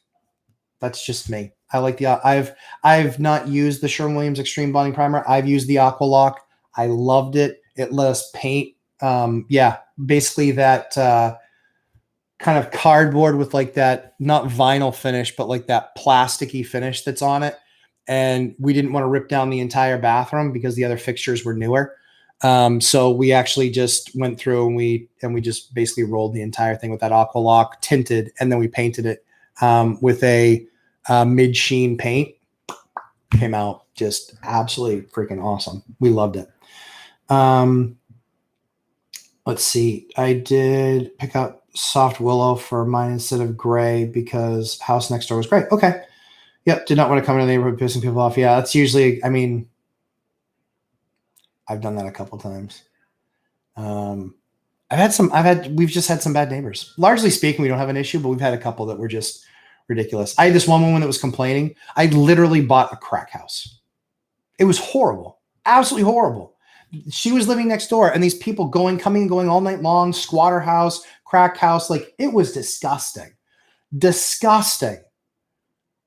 We bought it. We gutted it. And she bitched about the noise. Let me just see if I can go get the drug dealer back here and have him live in that awesome house with people literally coming and getting drugs all night long. Seriously. Like, Yeah, so sometimes you just can't win. Whatever. Cover Stain is an awesome primer. Okay, cool. Yeah, I'm not familiar with that product. But yeah, love that Aqualock killer. Probably because my mom and pop landlords don't have as many legal resources as big companies to evict during these weird times. Yeah, so I have 3 attorneys. None of them on retainer, but I have 3 attorneys that I do business with. One of them is my business attorney, so he's fantastic. Another one is a attorney who is also a landlord. So he's great. I like him. He's very respectful. I like how he works with tenants, generally speaking. And then I have my junkyard dog. If you're a problem and I see that you're going to be a problem, you get the junkyard dog. And to him, there you go. Take care of it. Sounds good. I'll take care of it. And nothing outside the law, but I've heard stories. They're not good. They're not good. I wouldn't want, if I ever saw him on the other side, my heart would sink and my stomach would flip. But yeah, so I've got 3 different attorneys that I use, one a business attorney, one another attorney that's also a landlord. And then the junkyard dog. Yep. Junkyard dog. Love that dude. Yeah, I think he's actually worse than Saul. And he's the man. He's so much fun. He is so much fun to talk to.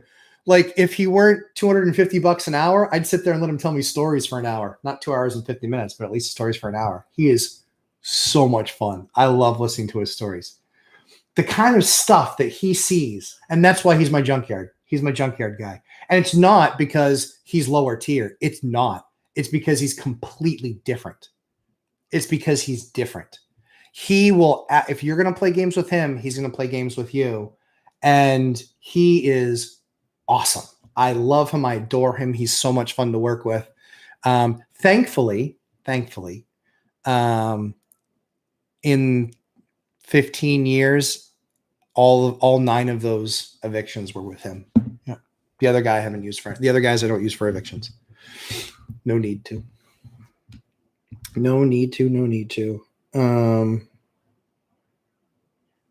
Yeah. Well, guys, it's 1:51. I know my kids are going to need to go to bed soon. It's been so much fun. If you guys had fun during here and you haven't given it a thumbs up, hit that thumbs up. We want to have some fun with folks.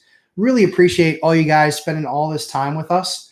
It was a blast. We will definitely do another one of these. It won't be next Sunday, but we definitely will be doing another one of these. We will put up a segment for the 4-3-2-1 stuff. We will cover some of these other things, but again, happy to answer questions again next time. If you're not subscribed, please subscribe. We want you to subscribe because we want you to get the notifications when stuff comes out. And I don't post 5 things a day. Because I have a job. Every day is not Saturday for me. Mike is the man. I watch a lot of his stuff. But yeah, for us, you can expect from us usually 4 to 5 pieces of content a week.